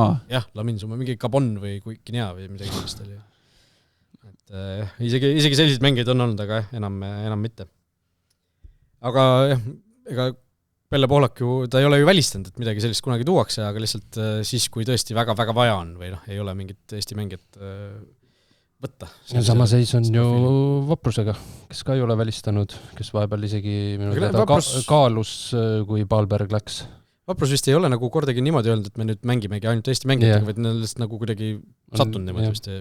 Kuressaare on 3. klubi ja kas rohkem vist ei olegi praegu Premium liigas, kes mängivad ainult Eesti mängijatega. Vot nii, aitäh kõigile, kes meiega olid siin, vaatasid, kuulasid, oleme tagasi juba 4 päeval, nii et siis on esimene euromäng juba peetud ja MM-il ka järgmisi mänge tulemust. Kolmapäev muideks on MM-il ju mänguvaba päev, nii et saab magada natuke puhata, aga siis seda parem ongi selle Flora mängule keskenduda, nii et kõik head ja kohtumiseni juba varsti.